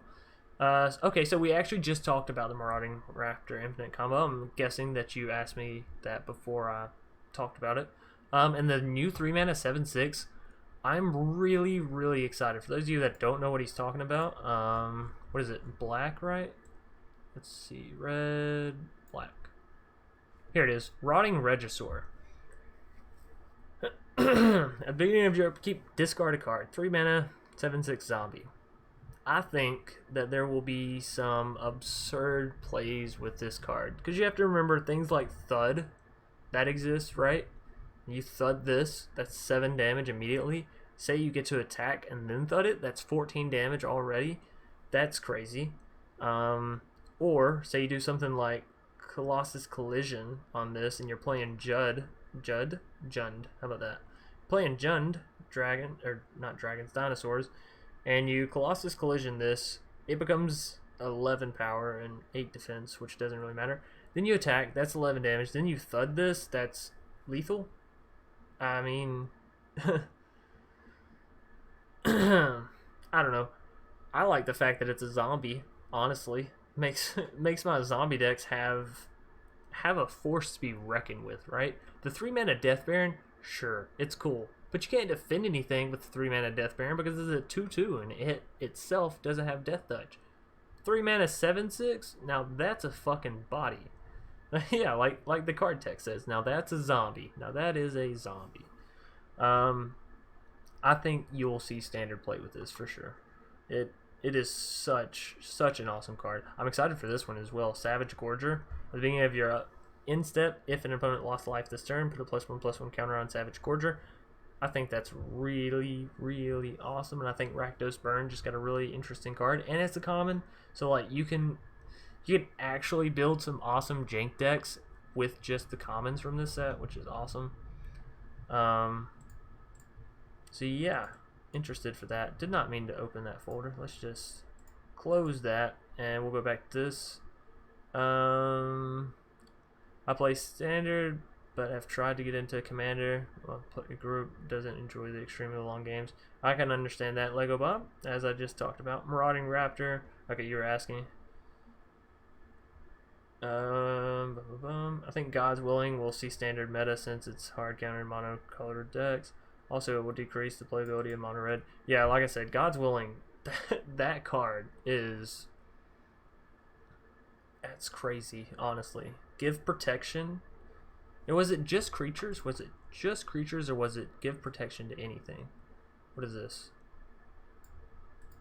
Oh. wrong thing. Duh, chance. Let's go back to this. Okay. Sorry, I pulled it out onto its own pop-out browser so it'd be easier for me to see. So, target creature. Okay, so it is just your creatures, but that's still very, very strong, right? In a never-ending Polyraptor cycle, I would hope your opponent would concede, but it would most likely be a draw or you would lose due to timer. Yep. That's what I was thinking. Golgari Stompy, bet. Yeah, I'm super excited to get smashed with your Golgari Stomper. Stompy, I'm sorry, Macfar. That sounds like fun. Holy hell, it's already 3:30, so I realistically only have an hour and a half left. And I've only talked about one color. Oh man, you know what we might do? We might talk about one color per video, and I might just have to extend that out because these things are going to be so long, and they're honestly very easy for me to record. So maybe we'll just do mono white today, and I'll just go ahead and hop into some matches with you guys. Or some Omniscience Draft. I'll leave that up to y'all. If y'all want to play some matches, we can do that. If y'all want to do some Omniscience Draft, we can do that as well. So, let me know in the comments, and we will go from there. As for this, I'm going to go ahead and turn my display capture back off. And, yeah, here we are in MTG Arena. Poof, like magic. Yes, that was meant to be a pun. Okay, we can close out of Windows Media Player because I don't plan on looping my, what's going back around? We'll leave that. And yeah, you guys looking to play some matches or check my cavalcade? Oh yeah, I got you. I will do that right now, especially since I just turned off screen share and all that. I don't feel bad about coming onto here. Aether Hub, Cavalcade Destruction, some negates. You know what, Mac? I like your decks because they're always very realistic, if that makes sense. You don't ever forget about the removal. You don't ever forget about what your opponent could be playing against it.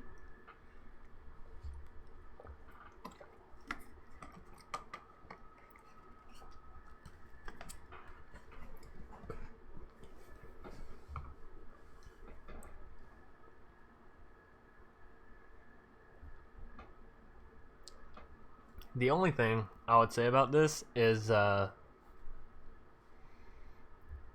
needs like some shocks in here, honestly, because you don't have too many ways to deal non-combat damage to your opponent before Cavalcade procs. Does Cavalcade proc before?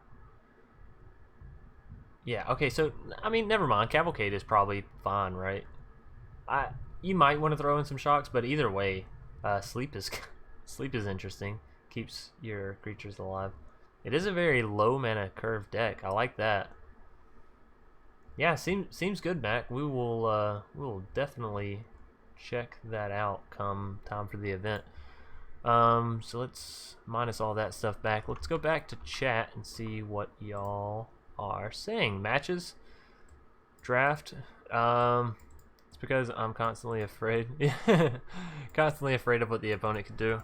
Yeah, I don't really care what the opponent does. Ugh, matches. All right, tell you what we'll do. It's 3:30. We will do matches until 4:15. That gives us like 45 minutes. I feel like that should be plenty. I will go ahead and post my my direct challenge. And Nate, if you want to go ahead and throw your direct challenge link in here, we can go ahead and start a match. Mac, if you want to play Lego Bob, if you want to play a match, we can do that as well. It will be first post, first serve, first game, whatever. Use it in early access and see what it does. Yeah, I definitely plan on it. I'm going to try and really set myself up to be on majority of the early access event this time. I think I ended up streaming like 16 hours or 14 hours of it last time, so I definitely covered a lot of it. This time, hopefully, I can crank out more videos and stream and all that. So, yeah, if y'all want matches, I'm going to need some direct challenges, some challengers, I guess, rather. And, yeah, we'll see. I will give y'all a minute, but if not, we can go in and play some Omniscience Draft. I may just, well, no, hell, I paid 5,000 gold. I'm gonna say I may just resign this one, but never mind. The thing is, I did this one, and this is my first Omniscience Draft, so chances are it's not fantastic. And there's something else that I wanted to take out of this? Demolish for sure. And then one of the heartwarming. So that should be fun. Mac. I knew you were going to be wanting to play a game, Mac. Sadly, I can't play. My laptop doesn't run Arena well. I understand because my girl is always wanting to play Magic on her laptop, and well, it just doesn't it just doesn't work. So let's see. Mac, I don't want to know what deck you're playing, so don't tell me. I don't want to know. Let's see. What deck do we want to play, though, is the question. How about let's do this. Let's give a shout out to my girl and let's play her dragon deck, right? Eva's Elves and Dragons. I remember she was super happy about me making this deck and all that. But yeah, we'll hop into some matches. We've been having some okay viewers today. We got what, up to 16, maintained at 10 and 11. That's pretty good. Not bad, not bad, not bad. So, thanks everyone, by the way, for coming out and supporting the stream and joining in. Mac, I'm waiting on you now, good sir.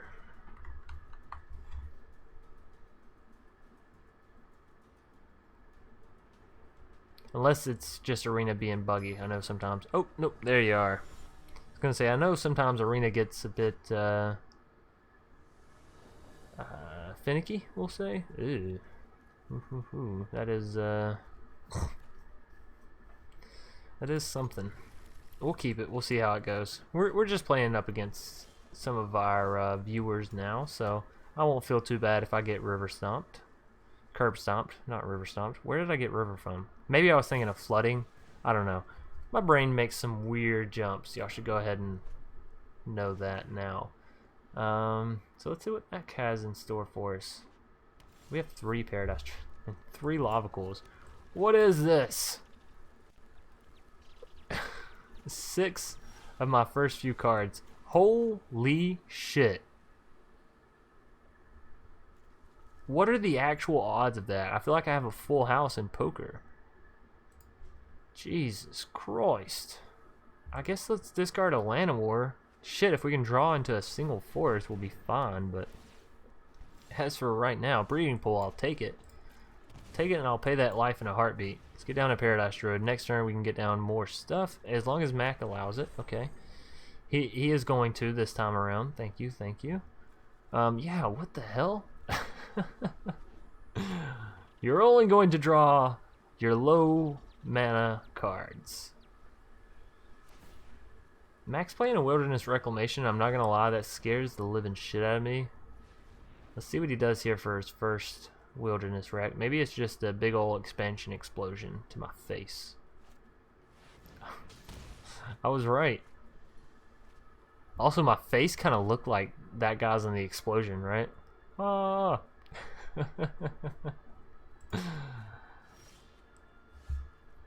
Ooh, spicy. I'll take a Morrowind into a Llanowar.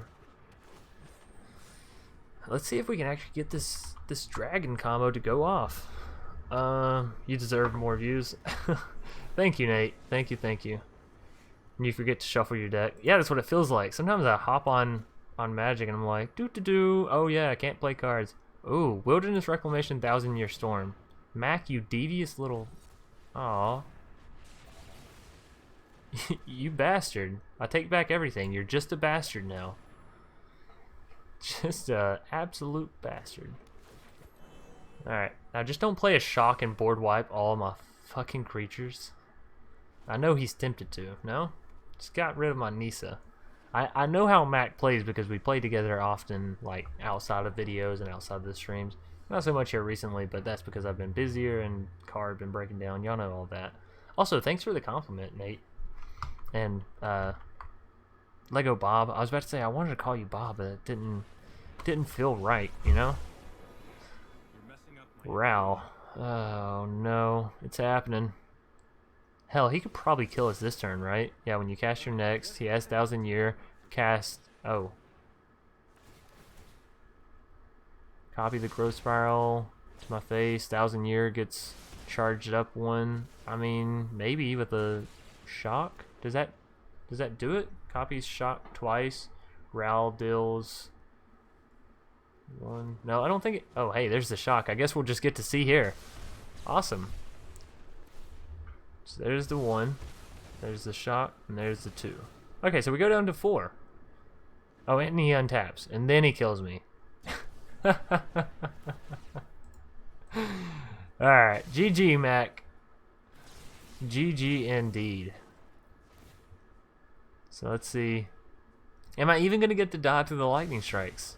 Okay, I will. Yes, yes.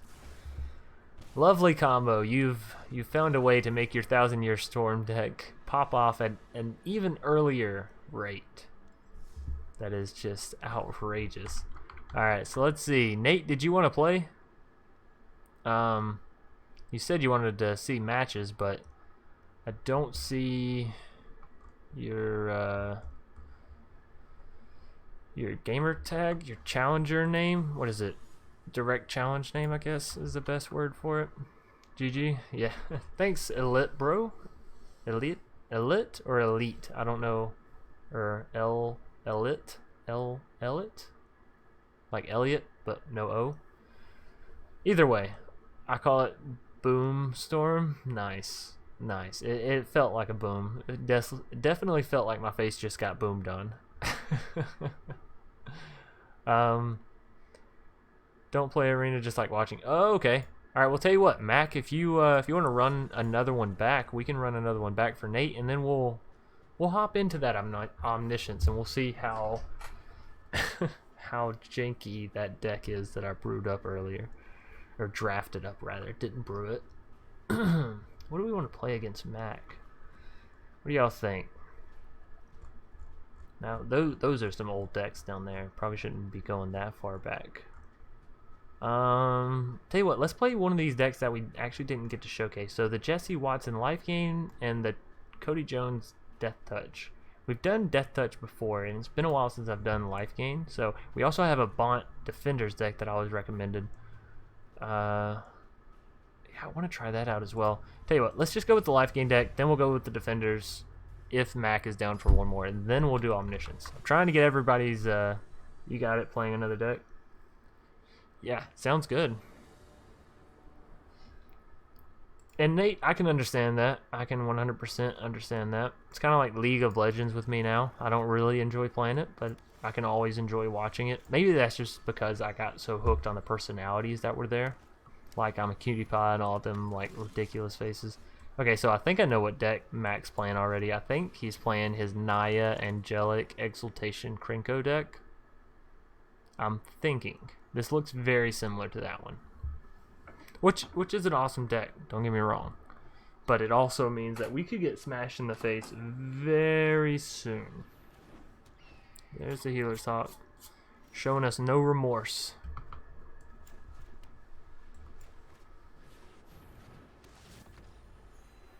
Alright, how's that 2 life feel, Mac? Oh, 1 life, I'm sorry.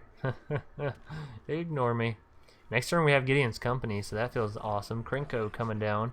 They don't have an attack. Let's go Gideon's Company.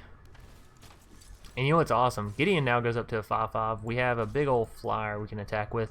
And next turn we have Sanguine Sacrament that we can throw down and actually proc our Resplendent Angel. So, you know, things don't... I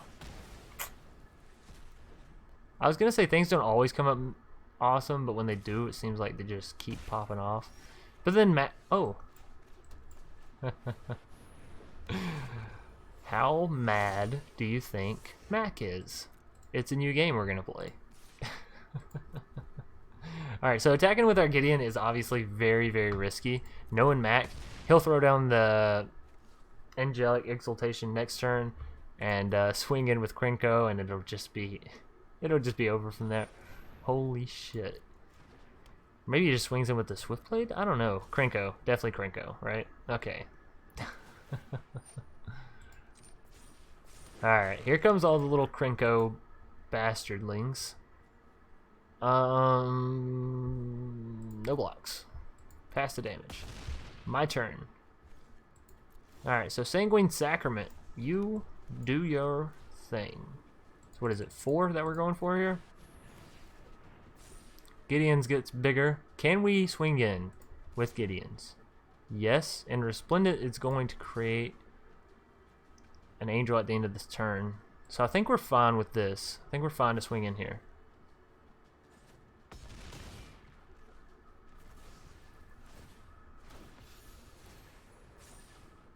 We could have also just procced the Resplendent there. Like just given her lifelink and made her a 5/5. But y'all know I like to do little cool combos like Sanguine Sacrament. Does it just go... Oh, it goes to the bottom. Okay, well, that's fine. That is a-okay. So their Krenko is going to be annoying. You remember to shuffle. I did this time. I did. Life gain, Jesse Watson. Okay, we will do that deck next. Have no fear. For I am here. Your personality rocks. Thanks, Nate. Love you aren't meta, which I really like. Yeah, I don't know. I hopped into the game and I was never like so attracted to one deck that I was like, you know what? I could play this deck every day. So, and then I got into the whole like content creation. So it was like, well, you know, there's a whole bunch of people that played the same stuff like pretty much every day. So let's go ahead and block that. If I know Mac, and I think I do, he's probably just going to keep on... Wow, that's a Parhelion. One more mana, and that is a Parhelion, right? Am I right? So does Mac actually have enough to defend this? He does. He has a literal shit ton of goblins. So let's just swing in with the Resplendent, gain our life, gain our angel, gain a little bit more life. Our Gideon's company is fucking huge. Nice. Hey, I got a nice out of Mac. I'll take it. It's very hard to impress him, so. Oh no, the double healer's hawk. That actually is enough to defend him. Sapling migration. Oh no, he's about to gain so much life.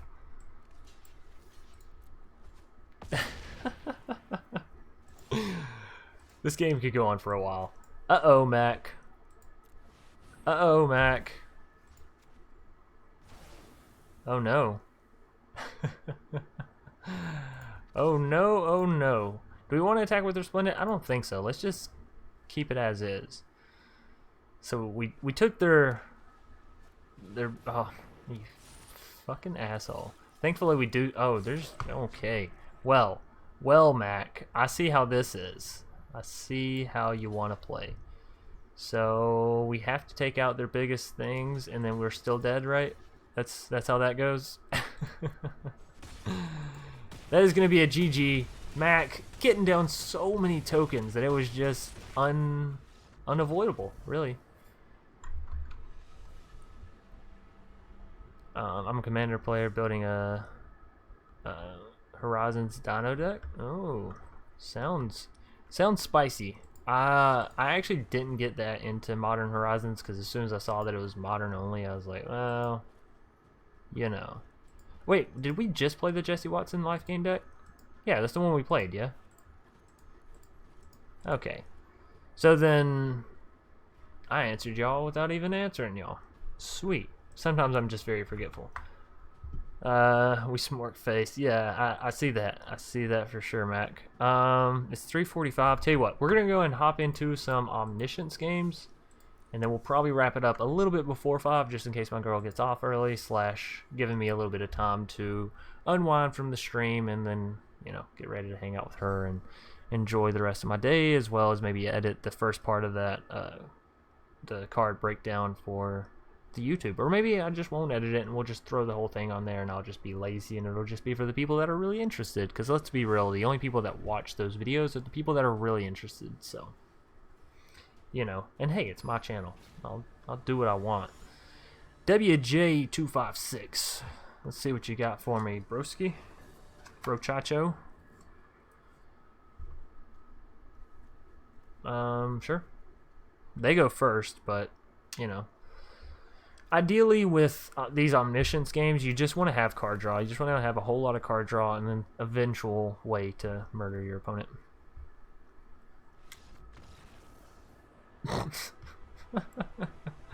Alright, WJ, thanks. I don't know what else to say, but gave us a free victory, so that's nice. If we could get up to 7 wins, that would be fantastic. Probably won't, but it would still be nice.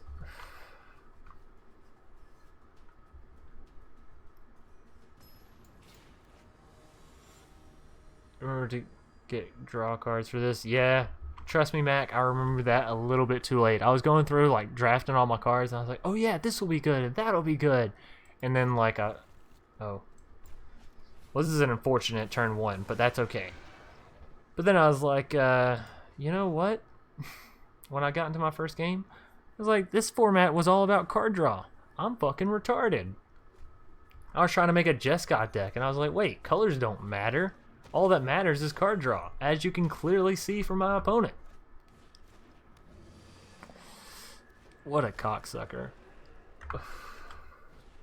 What a cocksucker. So we're going to have to take something from him, right?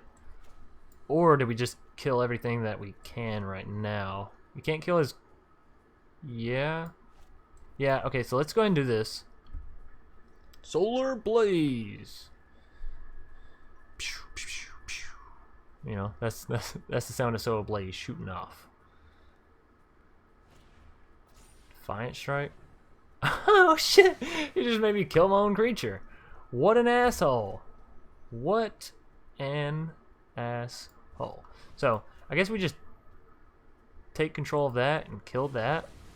I don't love it, but, you know, something we can do. And then Grim Initiate can then defend against the Crowvod come next turn.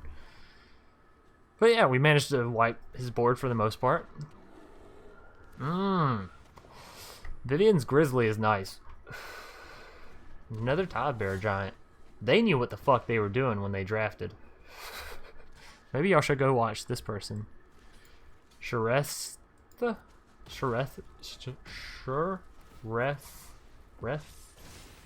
I don't know. I don't fucking know, okay?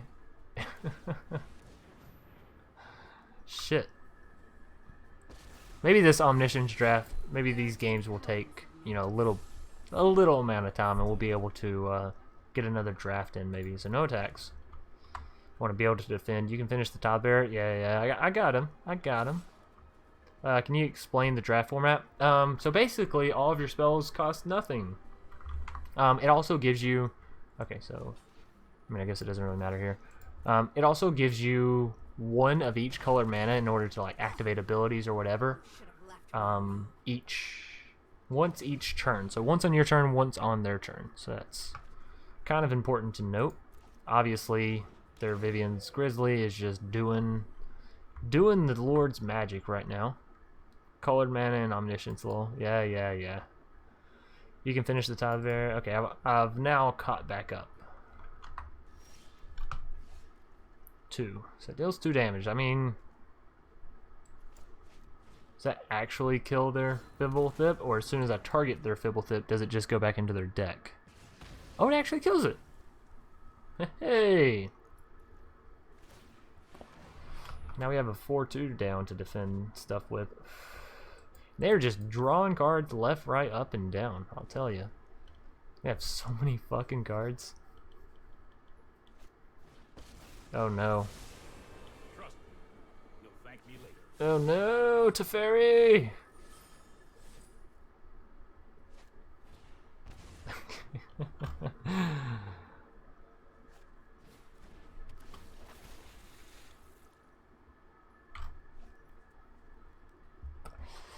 Aid the Fallen. Man, this person drafted like a fucking hoss.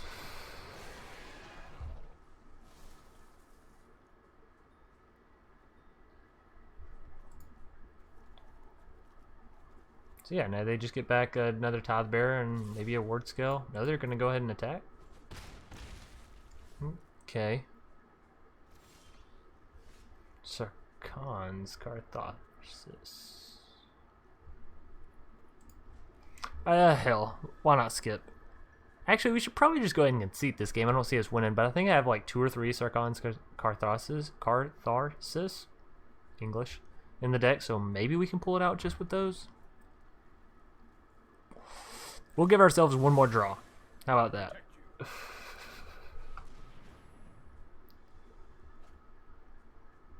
Rising Populace.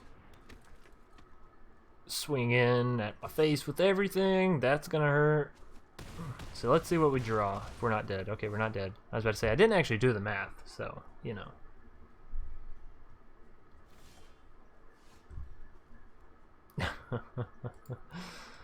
Oh, just ignore me conceding out here. Direxis is playing this game mode right now. Oh, awesome. Maybe we'll run into him. Thyrex is a content creator that I thoroughly enjoy. For all those of you who haven't seen him, by the way, definitely go check him out. He gave me a shout out, like, what, when I was at like 600 subs, 700 subs, something like that, maybe 500. It was forever ago. But yeah, super chill guy. Love his content. Definitely go check him out.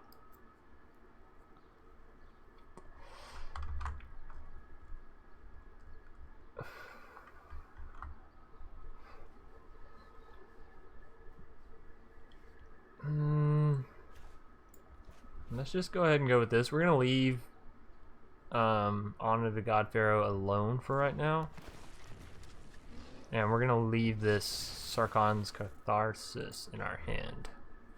So I don't want to get rid of it and be like, damn, I was 5 damage off killing him.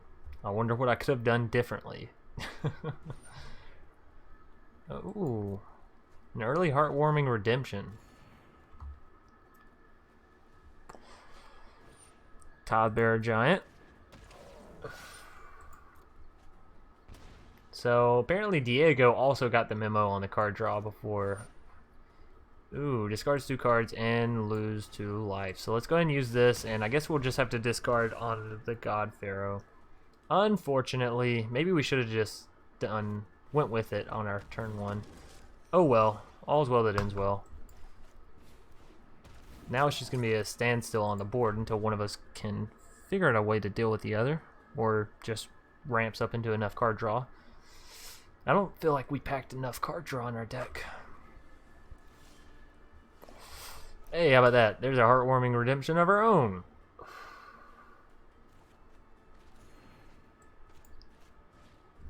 All of our creatures gain vigilance? Sure, why not?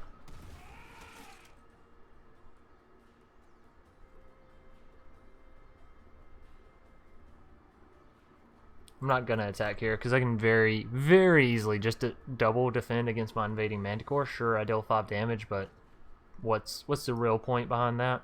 If we're gonna win, we're gonna have to go wide, really, really wide on him, right? I think I have a fucking Saheeli in this deck too. If that tells y'all the route my brain was going for this draft. He just went 7-1 in this. Well, y'all don't pay attention to my score then, and then next draft y'all can say what I went, because I'm not going to do good in this draft. Let's be real. Holy shit.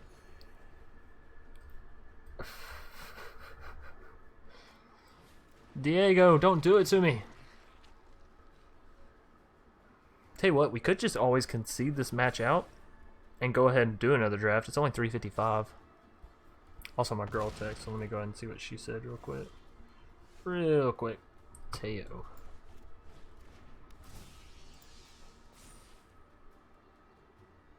Maybe I should have put that on my vigilance creature. Okay, so that is just my girl saying something. I have so many notifications on my phone. Turns out none of them are important. So wait, what just happened? What'd they play? Invading Manticore. Okay. Yeah, I think it's just about time we conceded. I didn't have to defend there, but I'm planning. Oh well, another heartwarming. Let's at least see what we get here. Wanderer. My skills are as sharp as You know what? Fuck it. I don't feel like going through this whole thing. Let's concede, lose our 3rd match, run through another draft. How about that? What's 5,000 gold, right? And hey, we got a pack. That's all that really matters, is the Pacharino. So let's see. Heartwarming, we got some other stuff. Ravnica at War. Super excited for this. Just gonna go ahead and say Omniscience, and do we go ahead and... sure, let's pay the 5,000 gold. Okay, so we're looking for card draw. Looking for a whole lot of card draw. So that's going to be Tamio's Epiphany, right? Probably the best card draw we have. We're going to ignore that Oath of Kaya up there because it doesn't mean shit in this game mode. That's not completely true, but it doesn't mean anywhere near as much as something like Tamio's Epiphany. Could be more card draw, so we'll go with Augur. Change the target of target spell or ability with a single target. I mean, that could be really good if our opponent plays discard, right? We'll see. Have anything else that gives us card draw? Blind Blast?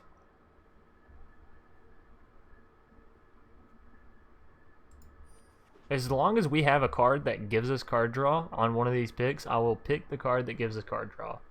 Just so we're all clear.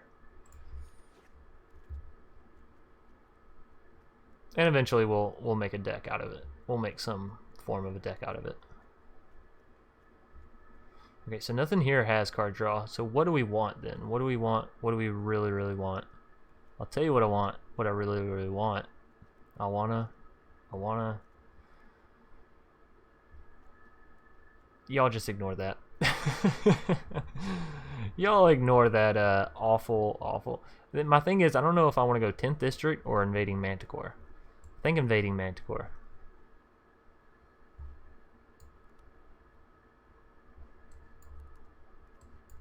Well, come on. Dovin's Veto. Ooh. That is a nice one. Vivian's Grizzly is really awesome too, though. Yeah, I think I have to go with the Vivian's Grizzly. It's just going to be better consistently, right? More consistently. We already saw Davriel's Shadowfuge is absolutely awesome. Aid the Fallen is probably really good in this.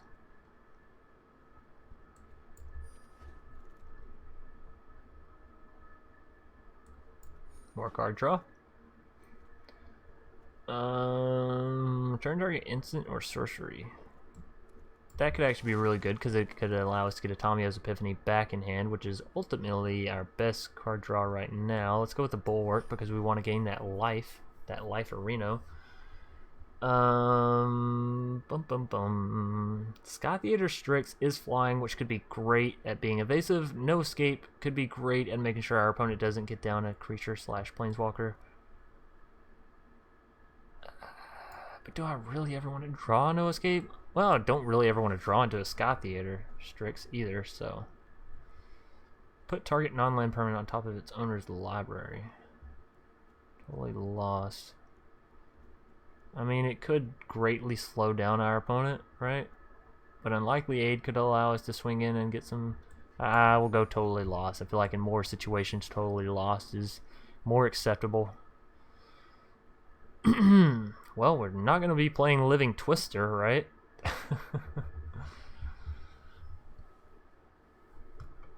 Return a target non-land permanent. Oh. So far, Augur is the only thing that's really going to get bolstered by that. I kind of want to take this to Healy. Mass Expert, not that great. Emergency Zone. It's okay. I don't see any more card draw except for Erratic Visionary. So maybe we just take the Sarkhan's Catharsis. If we play a God Pharaoh statue, does that make all of their spells cost 2? Does they originally cost 0, or do they still cost 0? I'm not gonna try it, but I encourage one of you to be a test dummy and go try it and come back and let me know. I know, I shouldn't. And I shouldn't have told you my plan, but do we just go for 4 copies of Sarkhan's Catharsis, or do we go for more card draw? Of all the card draw, oh, but there's a Tidebearer Giant too. We have so much card draw, I'm just going to take the Catharsis. Whatever, you know. Whatever. Want the Spellkeeper Weird. We have 2 Catharsis and 2 Spellkeeper Weirds. You know what that is? That's lethal. Draw a card, discard a card, Kazmina. Not super fantastic because we have to discard a card. Put a +1/+1 counter on target creature, then proliferate. Could be okay-ish. Cures, Dam Breakers, okay. I don't fucking know. Target creature can't block this turn. That's pretty good. The Chain Whip Cyclops is okay.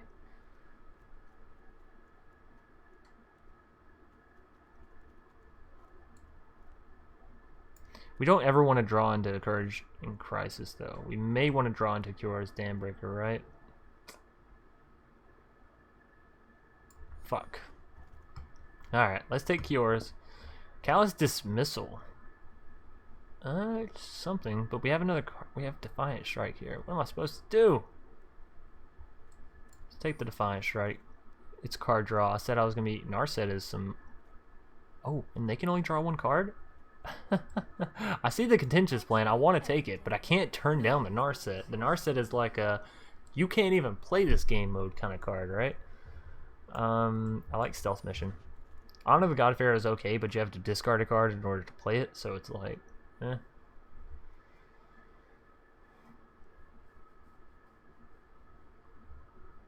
Storm the Citadel could be okay. I'm kind of regretting taking that other stealth mission. We have had how many Godfarer statues pop up? Enough. Enough is enough. Damn it. There's a Sky Theater Strix that I was looking for. Hell, we can't even pay the cost for that. That costs 7 fucking mana. I don't want any of this. Sure, I'll take a Kai's Ghost Form. Unlikely 8. I was already thinking about taking one before. Plane-wide Celebration. Yeah, I think I'm going to take the Plane-wide Celebration. No questions asked. Call me crazy. Think it's fun. I would love to see another Tamio's Epiphany. If one is lurking somewhere. Somewhere out there. Over the rainbow, something like that. Isn't that a card? Isn't that a song? Enters the battlefield, draw a card. But that's not really what you want to do because it's literally just gonna cycle itself because you don't need the. What's it called?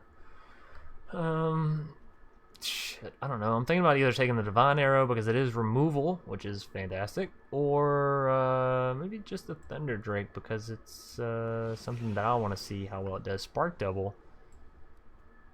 I think I just take this, no questions asked. Rouse Outburst is awesome, don't get me wrong, I want to take it, but or the thing that returns something to our hand. Neoform, no, I don't think Neoform's that good in a deck like this. Let's just take Contentious Plan. Bond of Flourishing seems awesome.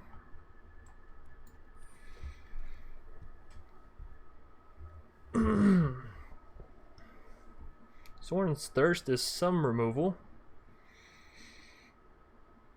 Oh, actually, let's take the Ley Line. It has Death Touch, so you know, stuff. Blind Blast is some card draw. So is Heartwarming Redemption. I don't think I really want Heartwarming Redemption. I think I'd rather take the Blind Blast. Could be crazy, but. We'll see.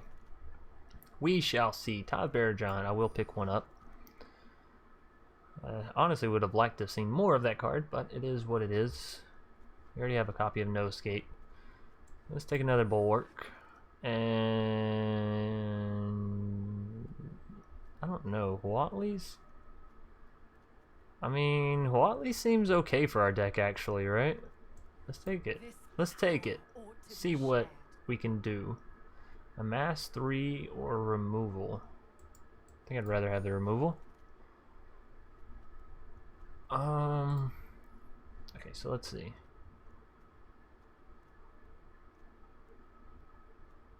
The only thing we don't have is a 5 mana. So, well, we're not really going to want to sacrifice any of those anyways. But a 5 mana gets us into our 6 manas. 3 mana gets us into our 4 manas, which could be okay.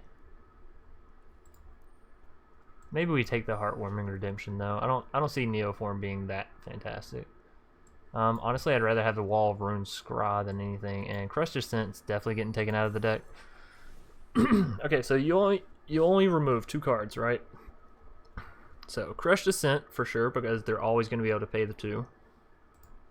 More than likely. And what else? What else is just not really there for us? Maybe Totally Lost, right?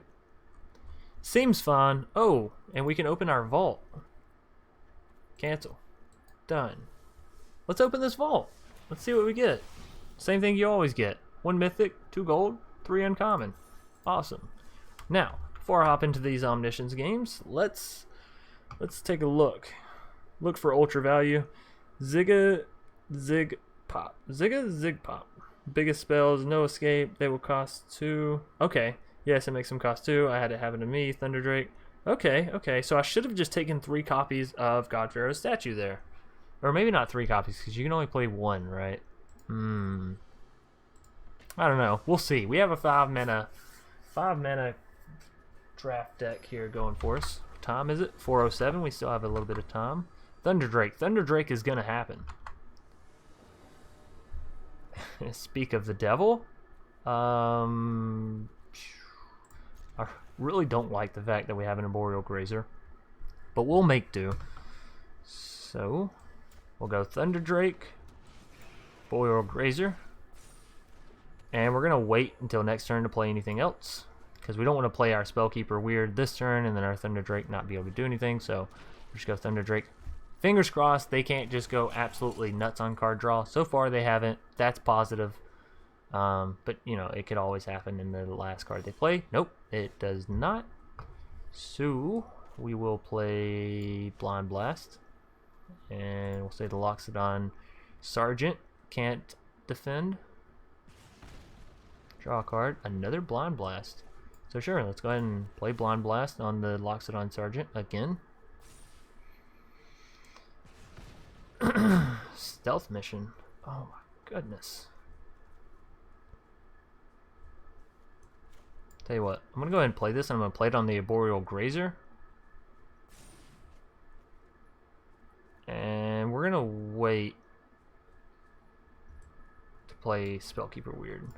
So next, all attack. That'll be 6 damage to the face.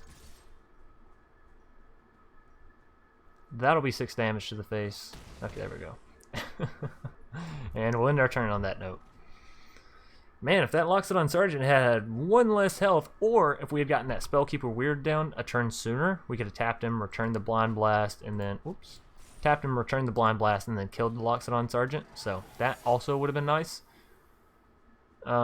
This is okay though. The 5/5 coming in. Tomio's Epiphany. It happened. We got it. Oh. That's the sound of me being happy. Aid the Fallen. Yes. Yes. Yes. Yes. Maybe I shouldn't have left those cards in that order, because we definitely don't want to draw into that Naga. She should have been put to the bottom. Hello, Chance. You're not thinking. So this turn we go this.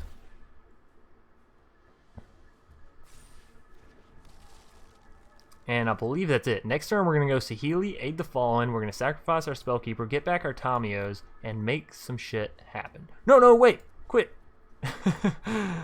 Oh, almost skipped my turn now. There. Whew, English. Super glad that I have the super clicking skills. Okay, so let's see what they have in store for us. This deck is going much better. Oh, you son of a bitch. Oh, they got rid of Aid the Fallen.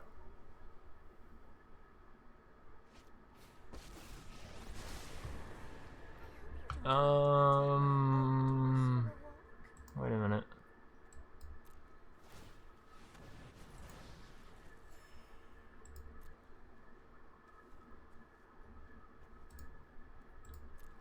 We could use Aid the Fallen plus Spellkeeper Weird and infinitely get back a Planeswalker. I just now realized that. Not that we have any... Oh. Alrighty. Hey, we picked up a game. I'll take it. I don't know what they were so afraid of there. Another copy of Teo. Not super fantastic, but we'll see what this next game has in store for us. We're up to 14 viewers. What is up, everybody? Hope y'all are enjoying the stream. I hope y'all managed to catch at least a little bit of it earlier, where we were talking about the 2020 cards and all that. We went all the way through all the white cards. I'll probably do a color a day if that makes sense, so I'll try to at least. I'll say that. I will at least try. This is not the hand I want at all. I'm gonna keep it because I'm not gonna fucking mulligan down to 2 for sure. Spellkeeper weird. Yeah, not really what I'm looking to see. I want to see a card draw. I want to see Tamio's Epiphany. That's not it. So we go Invading Manticore then, Cures Dambreaker, Proliferate, and then Kai's Ghost Form on the Invading Manticore, I think. Because if Cures Dambreaker comes back in, but if all of our creatures are cleared, then it doesn't really matter. However, Invading Manticore coming back in creates 2 creatures or buffs out our already existing creatures, so we'll see. Courage and Cry. Exactly why I didn't want that card, just so we're all clear. Unlikely 8 is another card that I really didn't want. But they're going to play right into it, so it's okay. Boom, boom, boom. And we got rid of their Wall of Runes. And we're looking at what is that? 9 plus 3, 12 damage. That's lethal. That's lethal next turn. They have a creature to play, so it's not now. But it was. It was lethal next turn. So, yeah. What you got up your sleeve, little Viking dick? Little Viking dick. I'm not reading that wrong, am I? Little Viking DK?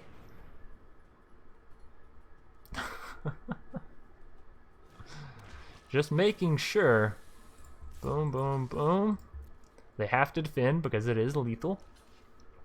And again, we have lethal on the board. So unless they draw into an answer here, Little Viking Dick is, well, just getting dealt with. Gotta feel bad, man. Really feels like he got screwed in life. He, she. I guess I don't know really what gender it is. Aid the Fallen. That's not gonna do it. It's not gonna do it. That's not gonna do it either. So, yeah, I mean, it keeps them alive for another turn. But, well, I mean, hell, they could always... Oh, no, that does it. Okay. And that's why you play Sarkhan's Karthostis in this event. Just like that. So, yeah, 2-0. 2-0 very easily, might I add, in this event, in this draft Omniscience event. So, things are turning up Millhouse. Wow, y'all have already watched 21 hours just in this stream alone. That is crazy.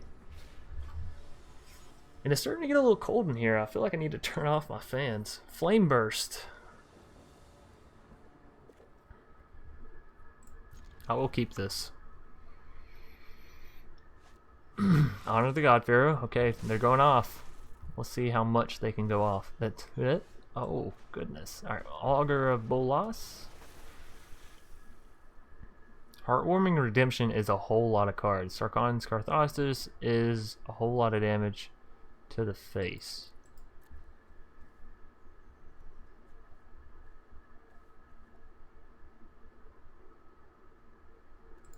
Let's take this. Let's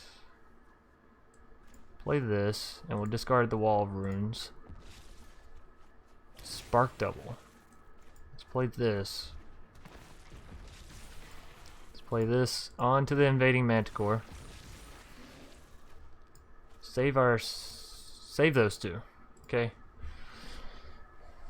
Save those two, and we have a very, very interesting board state. Now, they do still have 4 cards, which is plenty. Oh, God. Which is plenty for them to fuck up our board state with. It is plenty for them to get on a card drawing bonanza. So we'll just have to see. The bigger they are, you know. The Wanderer making some very, very erotic sounds for us. Bond of Insight. Oh, that hurts. We had a chance to take a Bond of Insight and we chose not to. How many card draw did they just discard? I like their deck. It looks spicy. They got rid of Bond and Saheeli? You son of a bitch. I'll end you, Flame Burst. I will end you, you motherfucker. Bond of Passion? Looks like they're getting a whole lot of bondage on in their deck. Kaya? You son of a bitch. They're actually going to kill all my creatures here. Holy hell. So we may want a Heartwarming Redemption, right? Because then we're not going to have anything to stealth mission after this turn's over anyways. Boom. And boom, right? Boom. Boom. No, you're not? You're not gonna...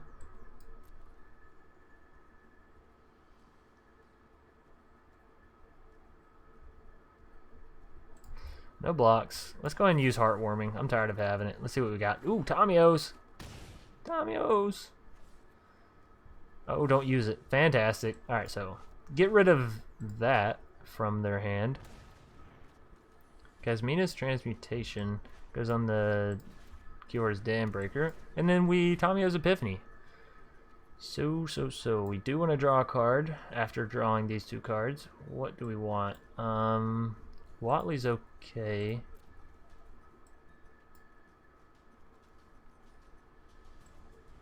Maybe like that. Put Ley Line on the bottom.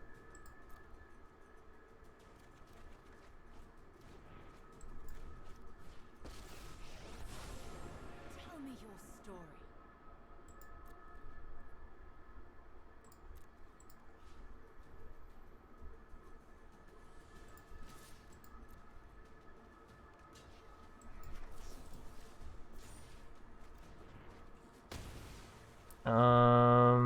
And honestly, we don't want to play Bulwark Giant, because then they just exile it with Kaya, right? So, this is a difficult match. Flame Burst. You asshole! What a fucking asshole.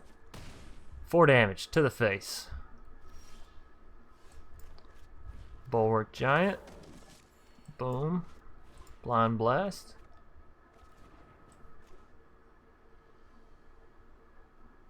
Blind Blast. Taz Bear. Thunder Drake. We don't really need to gain the life, but we may want to do it just in case. Okay, so we actually have some pretty formidable stuff on the board now. Yes, I knew you were going to do it to me, the Wanderer. I just knew it. Spellkeeper Weird is kind of nice. What do we want to get back with it? Tamiyo's Epiphany? Cha. Hells to the yeah. Okay, so next, we have a 4/4, we have a 3/3. Let's take our 6/6 and kill that Wanderer. You gonna double block me, bro? No, they didn't? Holy shit. Alright, we may have this. If we can keep that Spellkeeper Weird. Tamiyo's Epiphany! No! That's my card! I always forget Tamiyo's Epiphany is a common. I did 3 and 3 in the draft today. Nice. Nice, Rusty. Nice. Anytime I break even in a draft, I'm like, seems good. I got my value out of it. I'm mixless. You piece of shit. Don't target my Spellkeeper Weird. Oh, you target your own creature. Okay, that makes sense. To make them draw 2 cards. Sure, they don't want to give me card draw. That's not a bad play, Omniscience. Kill your own shit. Sure.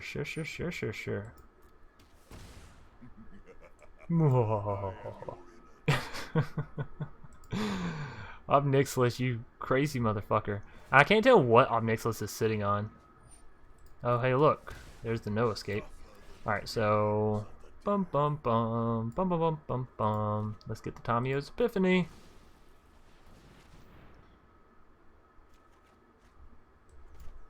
And Tamiyo's Epiphany, resolve.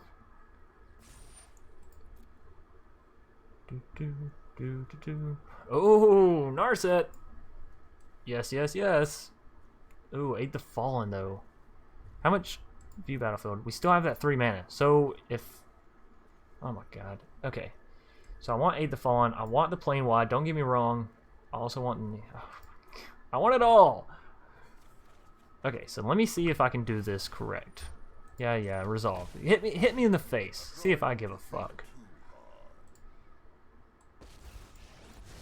Okay. Go ahead and Aid the Fallen. Boom, boom. We want the Spellkeeper Weird. We want the Saheeli. Oh, I should not have played Narset before Aid the Fallen. No! I messed up. You'll have to excuse me. Okay, so Saheeli. Spellkeeper Weird. Oh no, we won't be able to tap it because it doesn't come down with haste. You big dummy. You big dummy. Alright, well, let's take the plane wide celebration, huh? Return target permanent card. What permanent card do we want in our graveyard? Do we want any permanent cards in our graveyard? None of them give us any card draw, right? We may want to wait a turn on this, but if we wait a turn and they make us discard, I'm gonna fucking hate myself. If we just proliferate a fuck ton, we keep our Narset down, and we get our Thunder Drake really big. Alright, fuck it. Let's proliferate. And proliferate, and proliferate. And yeah, proliferate. Solve all. Submit, submit, submit, submit. Sure, let's go ahead and gain life with Watley, because that's 8. Next to combat, 8, 8. That one. Of course, they defend it with the Turret Ogre. They use Omniscience next turn to kill my Thunder Drake. But we're still sitting in a pretty good position, I'd like to think. Oh, and you know what? We can use Saheeli on the servos to sacrifice, or to copy the Spellkeeper Weird, sacrifice the servos, get back infinite. Oh, you son of a bitch! I'm in the middle of explaining something. Quit! Just fucking quit. Anyways, like I was saying, use Saheeli, copy the servo to the Spellkeeper if they weren't tapped. Once they untap, it'll work. Get back, hell, our plane wide, our Tamios, literally whatever we want. They got rid of our Narset. They're not seeing the bigger picture here. Yeah, no escape. How about that? How about go fuck your Tide Bearer Giant? A Boreal Grazer. I'll be happy to never see that again. Oh, we only have 13 cards left. Oh no. Oh no. We're gonna mill ourselves. You're gonna be fantastic in this game mode? A fucking Jace. A Jace Wielder of Mysteries. Oh man. Alright, whatever. I'm still gonna show how awesome this combo is. I don't even care. You're gonna mill yourself. 100% I'm gonna mill myself. Then when you have Spellkeeper Weird, Watley is surprisingly good in your deck. Yeah, I know, right? I didn't realize it, but I scrolled down through some of my creatures and I was like, wait a minute. All these creatures have some big old fat asses. So that's fantastic. What time is it? 4:24? My girl may have gotten off early. I just heard a car pull through the little driving area of my housing section. No, no, no, no!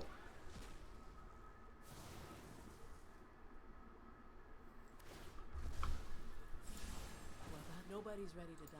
That's why so many stick around after they do. It is just a small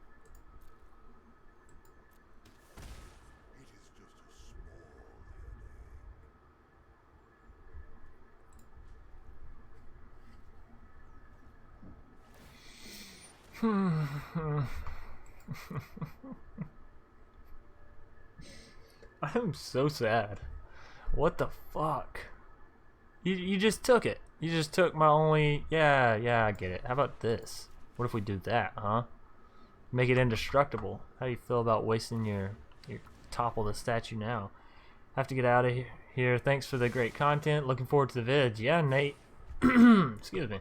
Take it easy. Have a great day, night, morning, afternoon, whatever time it may be, wherever you are.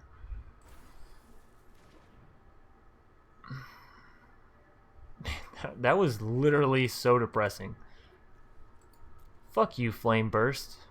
Fuck you. How about that?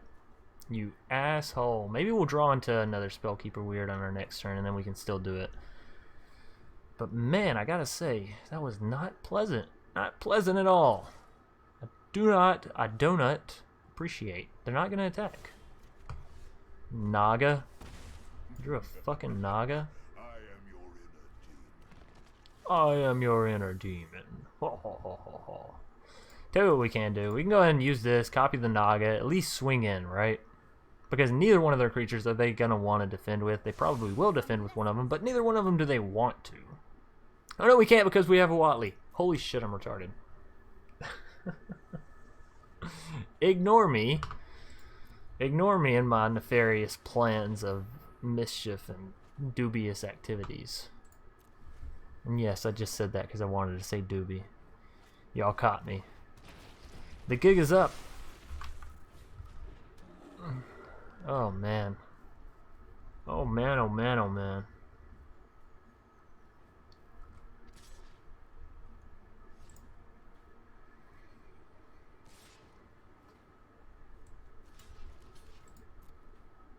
Don't have trample. Don't have trample. Okay, fantastic. Oh, come on! I know I have another Spellkeeper Weird in my deck. Watch it be the last card. Can I see that real quick? Okay, so it's either in these three or in these three. Fantastic. That's exactly how I like my games to go. We have 10 cards left. They have 9 cards left. Realistically, they could end up milling themselves first.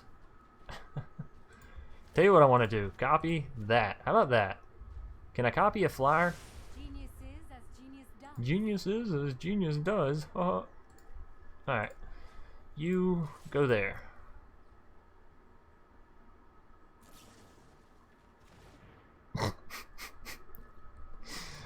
They're playing totally lost. I mean, some cards you see people playing, you're like, why are you playing that fucking card? But then you have to remember, you can only discard 2 cards. From everything you draft, you can only discard 2 cards.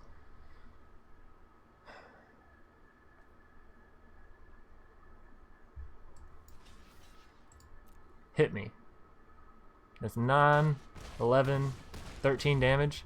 Just hit me with it. Alright, is this our Spellkeeper Weird? Can we hit the combo? Ladies and gentlemen, boys and girls, end your turn, motherfucker.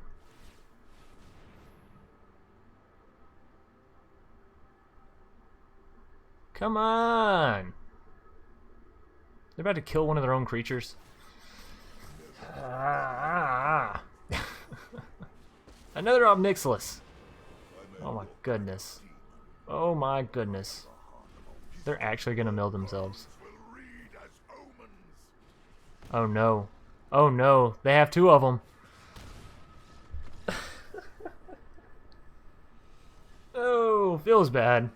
Oh well. We had to have our win streak come to an end. Feels bad, man. It does. It really does. I just had a bad game with my Gruul good stuff against Thyrix Zombo. Yeah, Thyrix, that is one thing that I really love about Thyrix is he's kind of like me and he likes playing the janks. MTG Jeff as well. But Thyrix really loves the zombie style janks, so I can relate with that. Yeah, she's a double-edged sword. Yeah, she really is. That Huatli can make or break you. And she can both make and break you in the same game apparently. Alright, well, it's 4:30. My girl gets off in 30 minutes. We've been going for 2.5 hours now, which is awesome. I love how much support y'all just gave to me as soon as I came back, right? No questions asked about why I've been gone with streaming, even though a lot of you already know it's because of, like, work, car trouble, just life in general. But, yeah, I appreciate everyone coming out. I'm going to try and get the Jesus, chance words. I'm going to try and get the card discussion video up. We didn't do any deck brewing really for War of the Spark for Magic 20. I'm sorry, I'm so all over the place, and it's because I'm so super tired. So I may take a nap when my girl gets off, and then be back for like some midnight Magic, some late night Magic streaming. We'll see though. I'm off for the next few days. I've put in my time and work at work, so yeah, we're gonna we're gonna just have fun with Magic. Oh, y'all can't see my face. We're just gonna have fun with Magic for the next few days, up until the set releases, and then obviously after the set releases, we're gonna have fun with it continuously. So that's gonna do it for the stream. Thanks everybody for coming in and showing up and showing your support. Y'all are all so awesome. We're getting so close to what I think 2,300 subs now, which is just fucking bonkers considering I started this back in October. I would have never imagined. You know, not less than a year later, I'm over 1,000 subs, over 2,000 subs. So it's been awesome. It's been real, and it's been real awesome. So until either later tonight or tomorrow, as always and forever, peace.